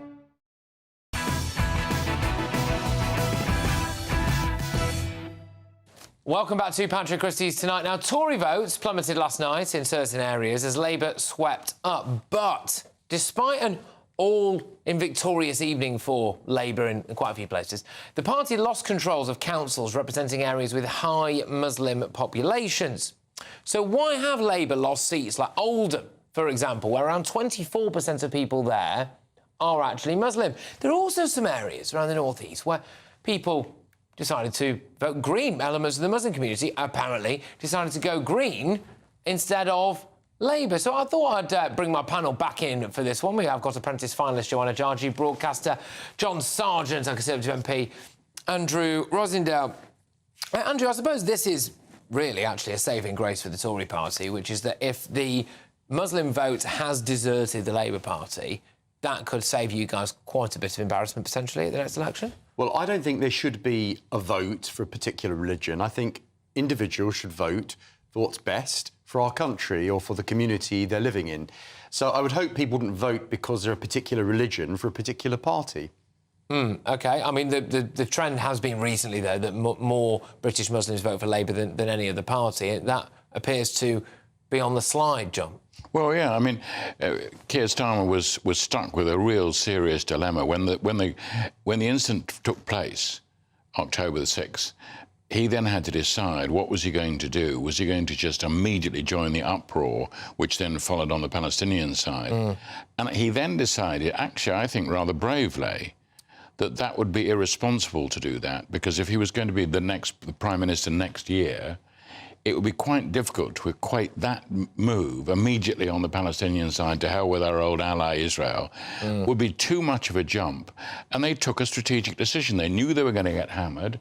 They knew this would not be popular in Muslim areas. They knew that they were taking a risk, but they decided it was a risk worth taking, and I think it was. No, but I think that where Keir Starmer lost the Muslim vote and probably hasn't been able to gain it back has been from that LBC interview where he was asked about the situation and asked if it was justified for Israel to cut off water, and he carried on kind of repeating that Israel has a right to defend itself. And obviously when you go that far, trying to claw it back and then, you know, trying to claw it back in a way that doesn't feel enough for people, where you're not really going for a ceasefire, you're going for a temporary pause, and you're using all this other language. I think that has a lot to do with it. And obviously it has sadly become about religion. They've blamed the fact that they haven't won in the West Midlands on losing the Muslim vote. I think the problem is Labour plays a game with minorities. It targets minorities all the time and tries to appease one group against another group against... It's what they do all the time. This is what Sadiq Khan's been doing in London. Now it's backfiring on them. So they're losing the votes of a certain group of people. I believe that people should vote for a party because they've got the right policies for the whole country. They shouldn't be basing it on what's best for their particular religion or what's best for their minority group. Labour has played this game and now it's all going back on them. I don't think this will be a big factor in the election. Not a big factor. It'll be there, a factor, but not a great big factor. They've done opinion polling in America asking people directly whether they think the Middle East will feature when it comes to the general election, the presidential election in America. And the conclusion is it'll be there, but not very much. I think one of the... So you've got to be careful. When you have no power over Gaza, when your voices are having absolutely no effect. That's my next point, John. That's my next point, which is that I think this is seriously now unearthing that there are hundreds of thousands, if not millions of people in this country whose main issue now is what is happening to people who might share the same religion as them in another country, on another continent, and not whether someone's filling a pothole in on their road, John. Yeah, and actually I think it's quite understandable, to be honest. I think that they kind of look at them and they see a kind of mirror, and I think that the same thing is happening, obviously, with the Jewish community as well. And I would argue that some people on the right and some Conservatives also play the same game that Labour is being accused of doing when it comes to Israel and their stance on it. So I think it works both ways. I'll let you come back to that, then we'll Local elections, you vote for what's best for your local community. Once you start bringing international politics into local matters, these are local elections. It shouldn't be turned into a sectarian battle. You do what's right for your local community. So when Labour played this game and now it's being turned back in their face, obviously, they're going to suffer for it. So the Workers' Party of Britain is now in control of Rochdale Council, and they've got the local MP. I would bet, like everything I own, on the fact that the vast majority of those people used to vote Labour. I don't want the day to come. And we're encouraged by that. But Labour mustn't give in, mustn't compromise on this. That's all. If you start moving, you really are in trouble. You can't allow a situation to develop where people are voting for a particular party because of their particular religious view. All parties should be there for everyone and represent the interests of the whole country. Everybody thought that it was OK for people to vote based on their religion or leave parties based on their religion when it was the anti-Semitism argument. Nobody, pretended as if that was a bad reason. So now, for the Muslim community, if they feel as if a certain party isn't relating to their values and the people, some of them have families in Gaza. Turning against. But exactly. But it doesn't. But it's Labour they're turning against. That's good for you. But what I'm saying is that when it was anti-Semitism against Labour, nobody was saying, well, you shouldn't be using your religion with your politics. No, when Labour were losing votes. As I said, Andrew, what about Northern Ireland? I mean, they've been voting for their religion and their identity in the different communities for as long as I can remember. OK. All right, guys. Well, look, coming up. Are you a terrorist in search of a Houthi scholarship? Well, if so, then pack your bags and go and study abroad in Yemen. I'll reveal exactly what I'm bagging on about shortly. But next, I'll be diving into the very first of tomorrow's newspaper front pages. I'll see you in a sec. Evening. Welcome to your latest weather update from the Met Office here on GB News. A mixed May Day bank holiday weekend. Some places having warm sunshine, but there will be a fair few showers around as well. Had a real mixed picture today. Cracking day in western Scotland. Dull and damp over these central areas. The rain here slowly edging northwards. Clearer skies in the south. Going to allow it to turn quite chilly, actually. May not be far off freezing in some rural parts of the south, whereas the cloud and the rain over northern England, southern Scotland, Northern Ireland will keep the temperatures up in double digits here. It does make for a pretty dismal start to the long weekend. A lot of cloud and rain and drizzle on and off through the day. Northeast England may well brighten up. A much brighter day tomorrow for the Midlands, East Anglia and many southern counties of England and Wales. Fine tomorrow with some sunny spells. And again, the west coast of Scotland doing OK for sunshine. Not quite as warm as today, but 17, 18 likely here. Cool on some of these North Sea coasts, particularly in the far northeast where it stays fairly murky. That's going to be an issue, I think, on Sunday as well. Mist and low cloud around the coast in the northeast. Could be some heavy showers developing through the day over central and eastern Scotland. But again, many areas fine on Sunday, some spells of sunshine, increasing chance of seeing cloud and showers coming up from the south. But with a bit of sunshine, temperatures getting into the high teens once more. That'll feel pretty pleasant. So a brighter day on Sunday, certainly across northern England. We'll keep that mixture of some places staying fine and sunny on Monday, but there will still be some showers around. I'm Michelle Dewberry, and I'm not here to tell you what to think. I'd much rather hear what you have to say. So send in your opinions to gbviews@gbnews.com. Keep them clean, and you never know, I might read them out. With my panel here on Jubes & Co, we debate, we get stuck into the issues of the day on a show where all views are welcome, especially yours. GB News, the People's Channel, Britain's news channel. I'm Andrew Doyle. Join me at 7 o'clock every Sunday night for Free Speech Nation, the show where I tackle the week's biggest stories in politics and current affairs with the help of my 2 comedian panellists and a variety of special guests. Free Speech Nation, Sunday nights from 7 on GB News, the People's Channel, Britain's news channel.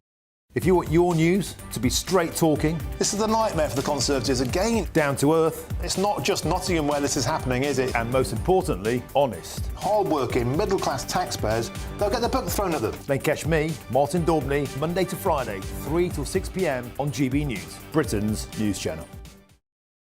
Every Saturday, 10 till 12, we'll bring you all of the news that you need to know. We'll also remind you that there is so much to smile about. It's my favourite time of the week. I get to relax, enjoy some light-hearted stories, and let Ellie teach me about fashion too.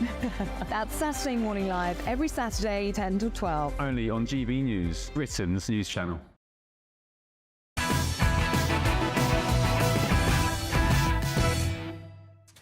Welcome back to Patrick Christys Tonight. We are about to do the front pages, shall we?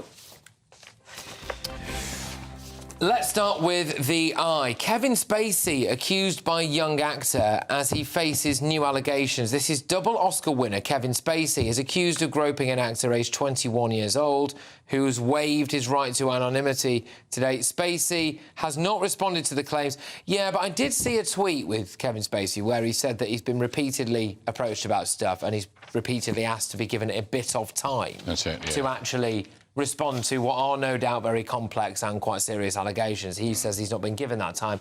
We move on to the next paper, the Daily Mail. Rishi plotters give up and go to the pub. Tories take a drubbing in local elections, but at last Rebel MPs tell the Mail they're calling time on their bids to topple the Prime Minister. There we go. Let's go to the FT. Tory trouncing leaves Sunak with battle to avert general election rout. So that's the Financial Times. We're going to go to the Daily Express next. Rebels kill plot to oust Rishi for now. Interesting. So the Mail and the Express have got a very similar front page there. Also a nice, lovely picture of the King giving Zara a big hug. I've also got the Daily Star. There we go. Smithy and Nesta wed. Fans plea for a happy ending. So for the very last time, Gavin and Stacey will be on. It's going to be a Christmas Day special, I believe, the final Gavin and Stacey episode ever. So there we go, the finale. Right, I'm joined by my panel. Look, I'm just going to get an initial reaction to, let's just do the Mail's front page here, if that's OK. So it looks as though, Andrew, that the Tory plot to oust Rishi Sunak has fizzled out. Dame Andrea Jenkins was the first Tory MP to publicly move against the Prime Minister, said it was now unlikely that others would follow in sufficient numbers. Interesting, because I did wonder if a load of letters of no confidence were going to go in. But it looks like they've gone to the pub. Well, I hope not. I've certainly not written a letter of no confidence. I think everyone's tired of civil war in the Conservative Party. We need to be one party because the real enemy is the Labour Party and the real plotters are the left wing that want to take over our country and impose socialism on us, which I think would be a disaster for our country. So the Conservative Party have to unite and build support across the country to ensure we don't get a Labour government. It's a bit late, isn't it, for this? No. If you remember, when we had 6 months before, we were way behind in 2019. We came back with an 80-seat majority. So I know, we've done it before, we can do it again. I don't mean that. I think the plotting has gone on for quite a long enough. Yeah. Well, and every twist and turn, people have said they've just got to stop these stupid arguments within each other. They must look out to the electorate because they've got an election. John, you know better than anyone that this goes on in all political parties. Not like but this. It's been far too much. In the Conservative Party, we need to actually think about winning the election. It's been longer and sillier than anything I can ever remember. Can I just ask, I don't want me interjecting on this, but it's the front of the eye. I actually think it's a really interesting story, this, OK? And it is the Kevin Spacey stuff, right? Because the Eye have done Kevin Spacey accused by young actor as he faces new allegations. And I've got a tweet here in front of me from Kevin Spacey that was put out a couple of days ago, so he must have known this stuff was coming. It says, over the last week, I've repeatedly requested that Channel 4 afford me more than 7 days to respond to allegations made against me dating back 48 years and provide me with sufficient detail to investigate these matters. Channel 4 has refused on the basis that they feel that asking for a response in 7 days to new, anonymised and non-specific allegations is a fair opportunity. He says he's not going to sit back and take this. He says each time he was given the opportunity in a proper forum to defend himself, he's been cleared, he's been exonerated. Is it reasonable for newspapers, do you think, to do this, to slap certain things like this on a front page? No, I don't think it is, and I think it's all very well. They were saying it was anonymous, and aren't they now saying that this person has given up his right to anonymity? So what they've got to do is be very, very careful. I mean, people go on about trial by television, but this looks very like trial by newspaper, and you've got to be very careful about this. You know, we've got this story, we'll keep it going, and he's got a reply. Yeah. That's unpleasant, and you know, he's with all the other things, you've got to make sure that he's dealt with fairly. If there's a proper accusation, it's got to be heard properly and so on. But not this, you speak to us now or else we're going to publish all this stuff. You mean your reason? Yeah, I mean, I guess the bigger question really is the starting point, and that's Channel 4. Obviously, they've had similar programmes like this when they did the Russell Brand thing, so clearly they've done it, and whatever formula, they got away with it. So, you know, they've continued to do that, and then the Eye have kind of jumped on that bandwagon rather than being the one who can kind of take the full blame. And they must have something. That's not to say that, you know, it's never concrete. They're not the police at the end of the day, but they clearly have enough for them not to be liable, you know. Yeah, I mean, it says here in the front of the Eye, he faces allegations from 10 men in a Channel 4 documentary which he has dismissed as biased and wrong. And then the next line is this: he was cleared of all sexual offences charges after standing trial last year. And yeah, I mean, I don't know Kevin Spacey. I'm a fan of his acting work. Obviously, I've never met the guy. I don't know. There have been a lot of allegations. He denies them all. I just wonder whether or not this level of exposure is unfair. I don't know. It's wholly wrong. Yeah. I don't think that the media should be covering accusations innocent to proven guilty. The moment it's on the front page of the newspapers, people start believing it, even if it's completely untrue. I have no idea any validity at all. Frankly, we shouldn't even be discussing it. No. At the end of the day, if someone is guilty, that's different. But all these accusations are levelled at people. Yeah. Often it's vendettas, and often it's malicious. And I just think it's wrong. And it's wanting to sell newspapers and wanting to boost It's a very television American audience. thing as well, isn't it? I mean, different situation, but it's like with the O.J. Simpson thing. Even though he was acquitted, it carries on to be a debate. Even with his recent death, did he do it, didn't he do it? And then people are really divided on it. And I think that they know that things like this sell, unfortunately. And they would have sat down with the lawyers and made sure that whatever they cover doesn't go too far. You know, that's the thing. And I know people were saying there's echoes of the Russell Brand thing here, and I thought that was a bit off colour as well. There is a proper forum for those kind of very serious allegations to be levelled out there and put at someone, and for them to experience it. Again, you know, if there have been any victims, I feel awful for them. But at the same time, you know, I look at this now, he denies everything, and his face is everywhere, and there's going to be a documentary about it. It just seems a bit back to front, that, to me. But anyway, moving on. A university in Yemen is appealing to pro-Palestinian protesters to study in their country. So Sana'a University, which is run by the Houthis, have opened their doors to any protesters that were involved in taking over campuses in the US earlier this week. And I thought going through clearance was easy when you were going to university. We've got too much time on this now, but John, Elon Musk off of Twitter fame and Tesla fame was saying he thinks there should be a law in America, he was joking, where if anyone takes down the flag of America and replaces it with the flag of another country, they should have to go on a mandatory flight to that country. Yeah, well, of course, this is... Sana'a must be one of the most dangerous, most unpleasant places in the world. And the idea that they're offering, how decent of them to offer so they can continue with their studies, I'm afraid this is cynical and horrible. To see how many take it up, Johnny. You know, this is the kind of place they're out there screaming and protesting about. Go on, then you go and study over there. Well, this is the thing. Obviously, they will protest on their behalf because they're in a much worse situation than them. But you've got a real problem in the West where, you know, some young people in this next generation are starting to feel as if maybe they relate to some of these people in terms of what they stand for and in terms of their social justice and things like that. So, you know, the social justice a lot of the Houthis. No, the social justice of the Palestinians, obviously with the Houthis and everything that happened. OK, but then you could say that the US-based Saudi Arabia, you know what I mean? You can't just say that so-and-so backed.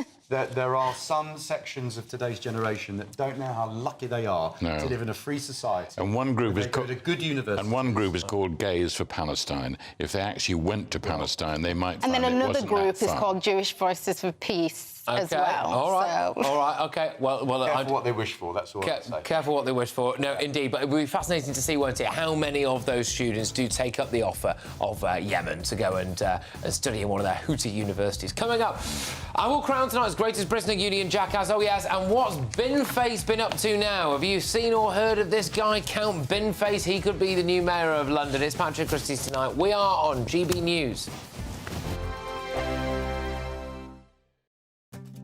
I'm Martin Daubney. This is GB News, Britain's news channel. Martin Daubney, weekdays from 3 p.m. SUV drivers in Oxford will face higher parking charges. Proposals tabled by the local Green Party or passed by the City Council.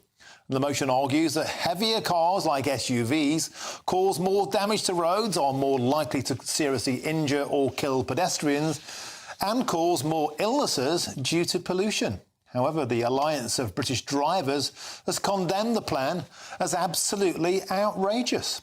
Well, let's get the thoughts now of the legendary motoring journalist, Quentin Wilson. Quentin, welcome to the show. Always a pleasure. We hear a lot about the war on motorists, this time targeting SUVs because of their weight, and the charges could be astronomical. This idea first started in Paris. Now it's coming to Oxford. Can you tell us a bit about how it would work?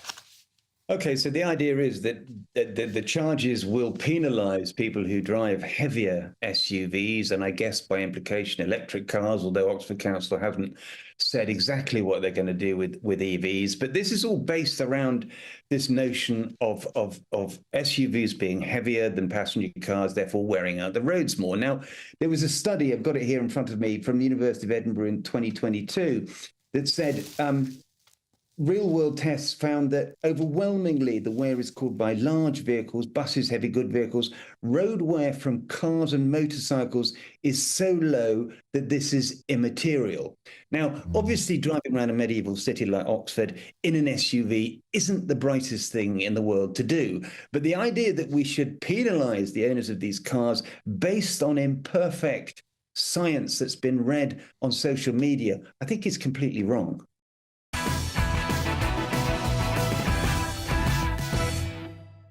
All right, welcome back to Patrick Christys tonight, and I've got a couple more front pages for you. Here's the front of the Times. John Cleese at 84, money, ageing and ex-wives. Nice guy, John Cleese. Anyway, victory for Tory mayor helps Sunak to cling on. That's what they're really going with there. The Daily Telegraph, Sunak, we have everything to fight for. PM defiant. They also say the king to take on hundreds of patronages. Is another one, that big picture of a beaming king giving Zara Tindall a massive, great big hug. So there we go. So those are your front pages. Right, now, it's time to have a little bit of a look at our first viral video of the night. And my panel haven't seen this yet, so we are all approaching this, apart from me, for the very first time. As the Eurovision Song Contest takes place next weekend, our representative for the UK, Ollie Alexander, is providing updates on his performance. Would you vote for this? You make me dizzy from your kisses. Will you take my hand and spinning round and round until the moment never ends? Make me dizzy from your kisses. Will you take my hand? Take me back to the beginning. Sargent, is that a bit of you? No point to me. I think that's the relevant quote. There's a long tradition of the Brits doing badly at the Eurovision. Here we go. We've got another perfect person to mess it up and not do very well. Maybe he is very popular. I mean, I know he's very popular. He's probably sold millions of records in his time. Ollie Alexander, you're shaking your head now. I've never heard of him before. Oh, there you go. Fair enough. I just think we can... Surely Britain can do better than that. That's I mean, terrible. really, we can surely find someone that can put on a better performance representing Great Britain. Look, I think everyone would hope so. Joanna, you would... I absolutely loved it. I thought it was flamboyant. I loved the outfit. I want that sparkly bra thing, so I can be patriotic as well. Was it not the Union Jack that was on there? It was. Loved it. It was camp. It was everything. And I think that also he was, not doing a super serious performance. It was clearly on TikTok Live or something like that. His audience will love it. I love it. Yes. 10 points. Not 10 points. However many points he's allowed. Give him all the points as far as you're concerned. all is perfect. Very... I'm not sure. I don't know. 10 out of 10. Terrible. You're shaking your head no. No, OK, Just all right. awful. Well, it's just... I think practice is what's required there. and lowering his voice. Those are the two things I would John recommend. Sargent giving singing lessons to Ollie Alexander was not on my bingo card What for this more evening, can you have, but there we go. Right, OK, it's time to reveal today's Greatest Britain and Union Jackass. Right then, get remembering what these are, people. John, who is your Greatest Britain? Greatest Britain, Penny Mordaunt, right? Unusual, in a way, for me to suggest that she does it, but I did like her phrase about when she's asked, are you plotting, are you working with the plotters? And she said she did not want to be installed at number 10 like a new boiler. Well, actually, John, I must say, that brings me on quite seamlessly to the fact that I've done a little sit-down interview with Penny Mordaunt, which will be going out, touch wood, fingers crossed, on Monday. Yes. So more details about that to follow. But go on, who's your greatest... So my Greatest Britain is the person I really hope, fingers crossed, tomorrow will become our new Mayor of London, Susan Hall. She's been magnificent. She's gritty, she's down to earth, she's actually saying things that people want to hear. She's got the common sense we need to be there, and I really hope that we get good news tomorrow and she becomes our new Mayor of London. I can tell you she won't, she'll lose. Well, she might run it close, though. OK, all right. Wait and see, John. OK, yes, all right, OK. OK, because I agree that I think for a lot of people, just when you really think about the demographics of London and its Labour and all of that it is quite unthinkable to imagine that Susan Hall would win. But a lot of the noise on social media now and the look on your face implies to me that maybe you've heard something. I can tell you that tomorrow there is a potential for a surprise. Certainly my own constituency, I couldn't find barely a person voting for Sadiq Khan. And I think there's a common theme throughout London. High turnout in Conservative areas, very low turnout in Labour areas.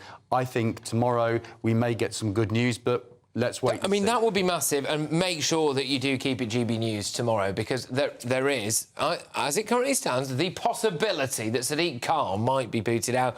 But we'll have to wait and see. Joanna, who's your Greatest Britain, please? Mine is a new councillor called Laura James.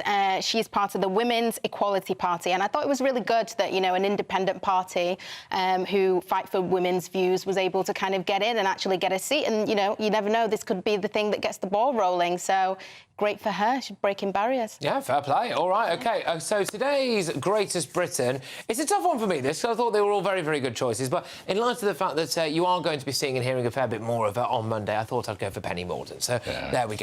All right, now then, who is your Union Jackass, John? Right, Jarnail Singh. You may not have heard of him, but he's yet another of those former senior people from the Post Office. He's the Post Office lawyer. He denied that he knew about the bugs in the Horizon system. The lawyer then said, what about this email that you printed out? Did you not see it? No, he didn't see it. He wouldn't know how to print it out. He wouldn't understand the language. And you just thought, well, look, this is all very well. And so the lawyer went at him and said, it's a great big fat lie, isn't it? But he then stuck to his position. Now, you may say, well, at least, if he doesn't implicate himself, This may be the wisest thing that the lawyers are suggesting. Be very careful. Don't admit any hint of blame. Yeah. But frankly, the result is just so awful. OK, all right, a strong start. Go on, then. Right, I'm going to nominate the person who I hope will not be the Mayor of London tomorrow, Sadiq Khan. He's been catastrophic, particularly for areas like Havering. I'm the MP for that area, representing Romford. What he's done to us and what he's done for the whole of London is really appalling. I hope he gets voted out tomorrow, and he's definitely my union jackass. It's really... I just wonder if the Conservatives... Sean Bailey had a whiff of this, though, didn't he? You know, the last time round, where there was a little bit where they thought, oh, this is very, very close and he's going to win. I suppose it was quite close in the end. I think he was 4.5 points behind from memory. But, yeah, I just wonder if the Tories had thrown a bit more of the kitchen sink. I'd say, but maybe there's methods to the madness. Maybe there's methods to the madness. It's very difficult when you've got the mayor who appears whenever there's a big story. Oh, yeah. There is the mayor. There's no question of we must hear from the person who might replace him. It's going to be we very don't get that. interesting, No, up comes the mayor. Yeah. He speaks for all of us. He then goes away. No other political comment. In the cold light of day, though, to look at Sadiq Khan's record, if he is turfed out, I think it'll be interesting because he's going to have to justify what on earth he's actually really done. Joanna, who's your union jackass, please? Mine is a guy that's crawled out of the woodwork and I'm not happy. Boris Johnson for forgetting his ID when heading to the polls, when he's the one who actually made it a rule. Another instance of him making a rule for himself, making a rule for everybody else and then breaking it himself. I thought it was quite embarrassing, but I think he probably wanted the PR as well now that he knows that Rishi Sunak's in there. He did get a lot of PR out of it, which I think some people might say that it was possibly deliberate to get yourself on the front pages at some point. It sounds to me desperate, if that's the argument. Very desperate, indeed, John. Today's union jackass is going to be Sadiq Khan. Yes, there we go. And make sure Andrew's happy. There he is. And make sure that you do tune into GB News, because there are going to be more and more election results coming in, and potentially as well that big Mayor of London results. And well, we're hearing that there might be some kind of shock there. John remains resolutely unconvinced. He thinks Sadiq Khan's going to cling on. But all the noise on social media is that Susan Hall might have done a little bit better than first expected. But talking of the Mayor of London, to finish the show this evening, let's take a little look, shall we, at the person who could be the new Mayor of London the next time that you see me doing a show. I'll see you on Monday.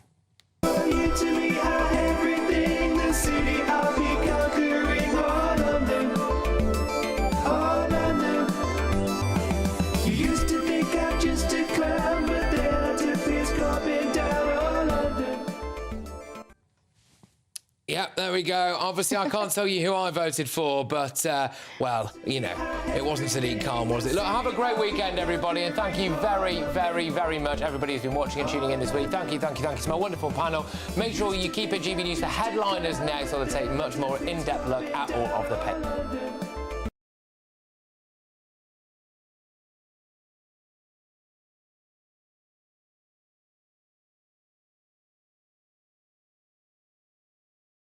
Evening, welcome to your latest weather update from the Met Office here on GB News. A mixed May Day bank holiday weekend. Some places having warm sunshine, but there will be a fair few showers around as well. Had a real mixed picture today. Cracking day in western Scotland, dull and damp over these central areas. The rain here slowly edging northwards. Clearer skies in the south going to allow it to turn quite chilly, actually.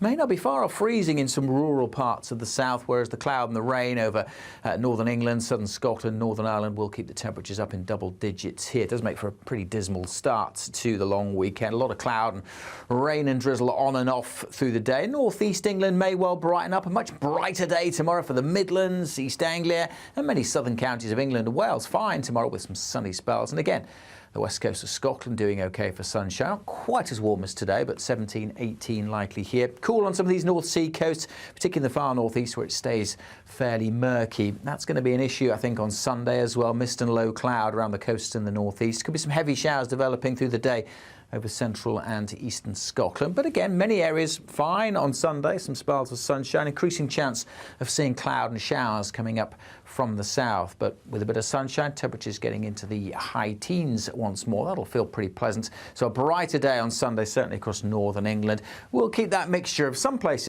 You really could be our next big winner with an incredible £20,000 in tax-free cash to play with this summer. What would you spend that on? Well, whilst you're thinking about it, listen to some of our previous winners getting that winning phone call from us. You're the winner of the Great British Giveaway. I'm slipping neck. Oh, dear. Oh, my God. Are you joking? You're joking. Really? Seriously? It's not a wine. What is it? Oh, my God. This is amazing. Thank you. The next winning call could be answered by you. For a chance to win £20,000 in tax-free cash, text WIN to 63232. Text costs £2 plus one standard network rate message. Or post your name and number to GB05 PO Box 8690 Derby DE1 9TT. UK only. Entrance must be 18 or over. Lines close at 5 p.m. on the 31st of May. Full terms and privacy notice at gbnews.com/win. Please check the closing time if listening or watching on demand. Good luck. Britain's newsroom. Weekday mornings from 9:30.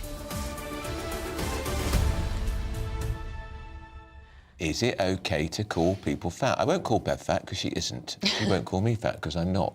But the fitness fanatic, Derek Evans, you might know him better as 90s icon Mr Motivator, recently told a podcast diabetes have gone through the roof. You should be able to call people fat. Well, he joins us now. Good morning, Derek. Good morning. Good morning. Great to see you. So I think what you're getting at is this idea that we've become so polite about weight that we're ignoring the elephant in the room. If you'll forgive the phraseology there. And actually, sometimes you've got to be cruel to be kind. Well, actually, this has been taken out of all context. I actually didn't say you're entitled to call people fat. What I did say is that in the 80s and 90s, I remember the way I got into television, there was a gentleman walking at reception while I was waiting for the people I was training. And for some reason, I got up and I prodded him in the belly. And I said to him, you need to deal with that. That was fat.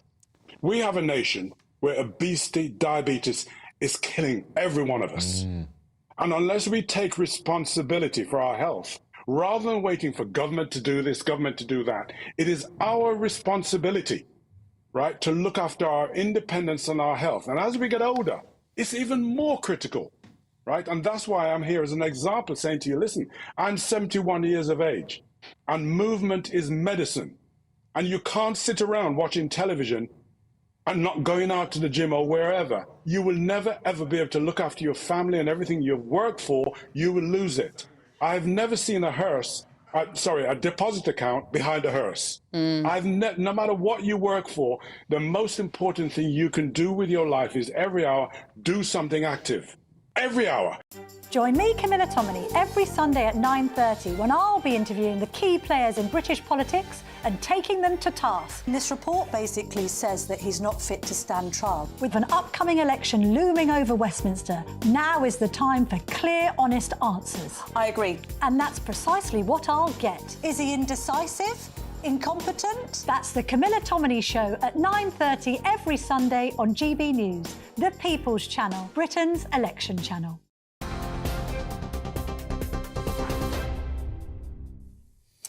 Good evening. You're watching and listening to GB News. I'm Sam Francis. The headlines at 11. The Conservatives are on track for their worst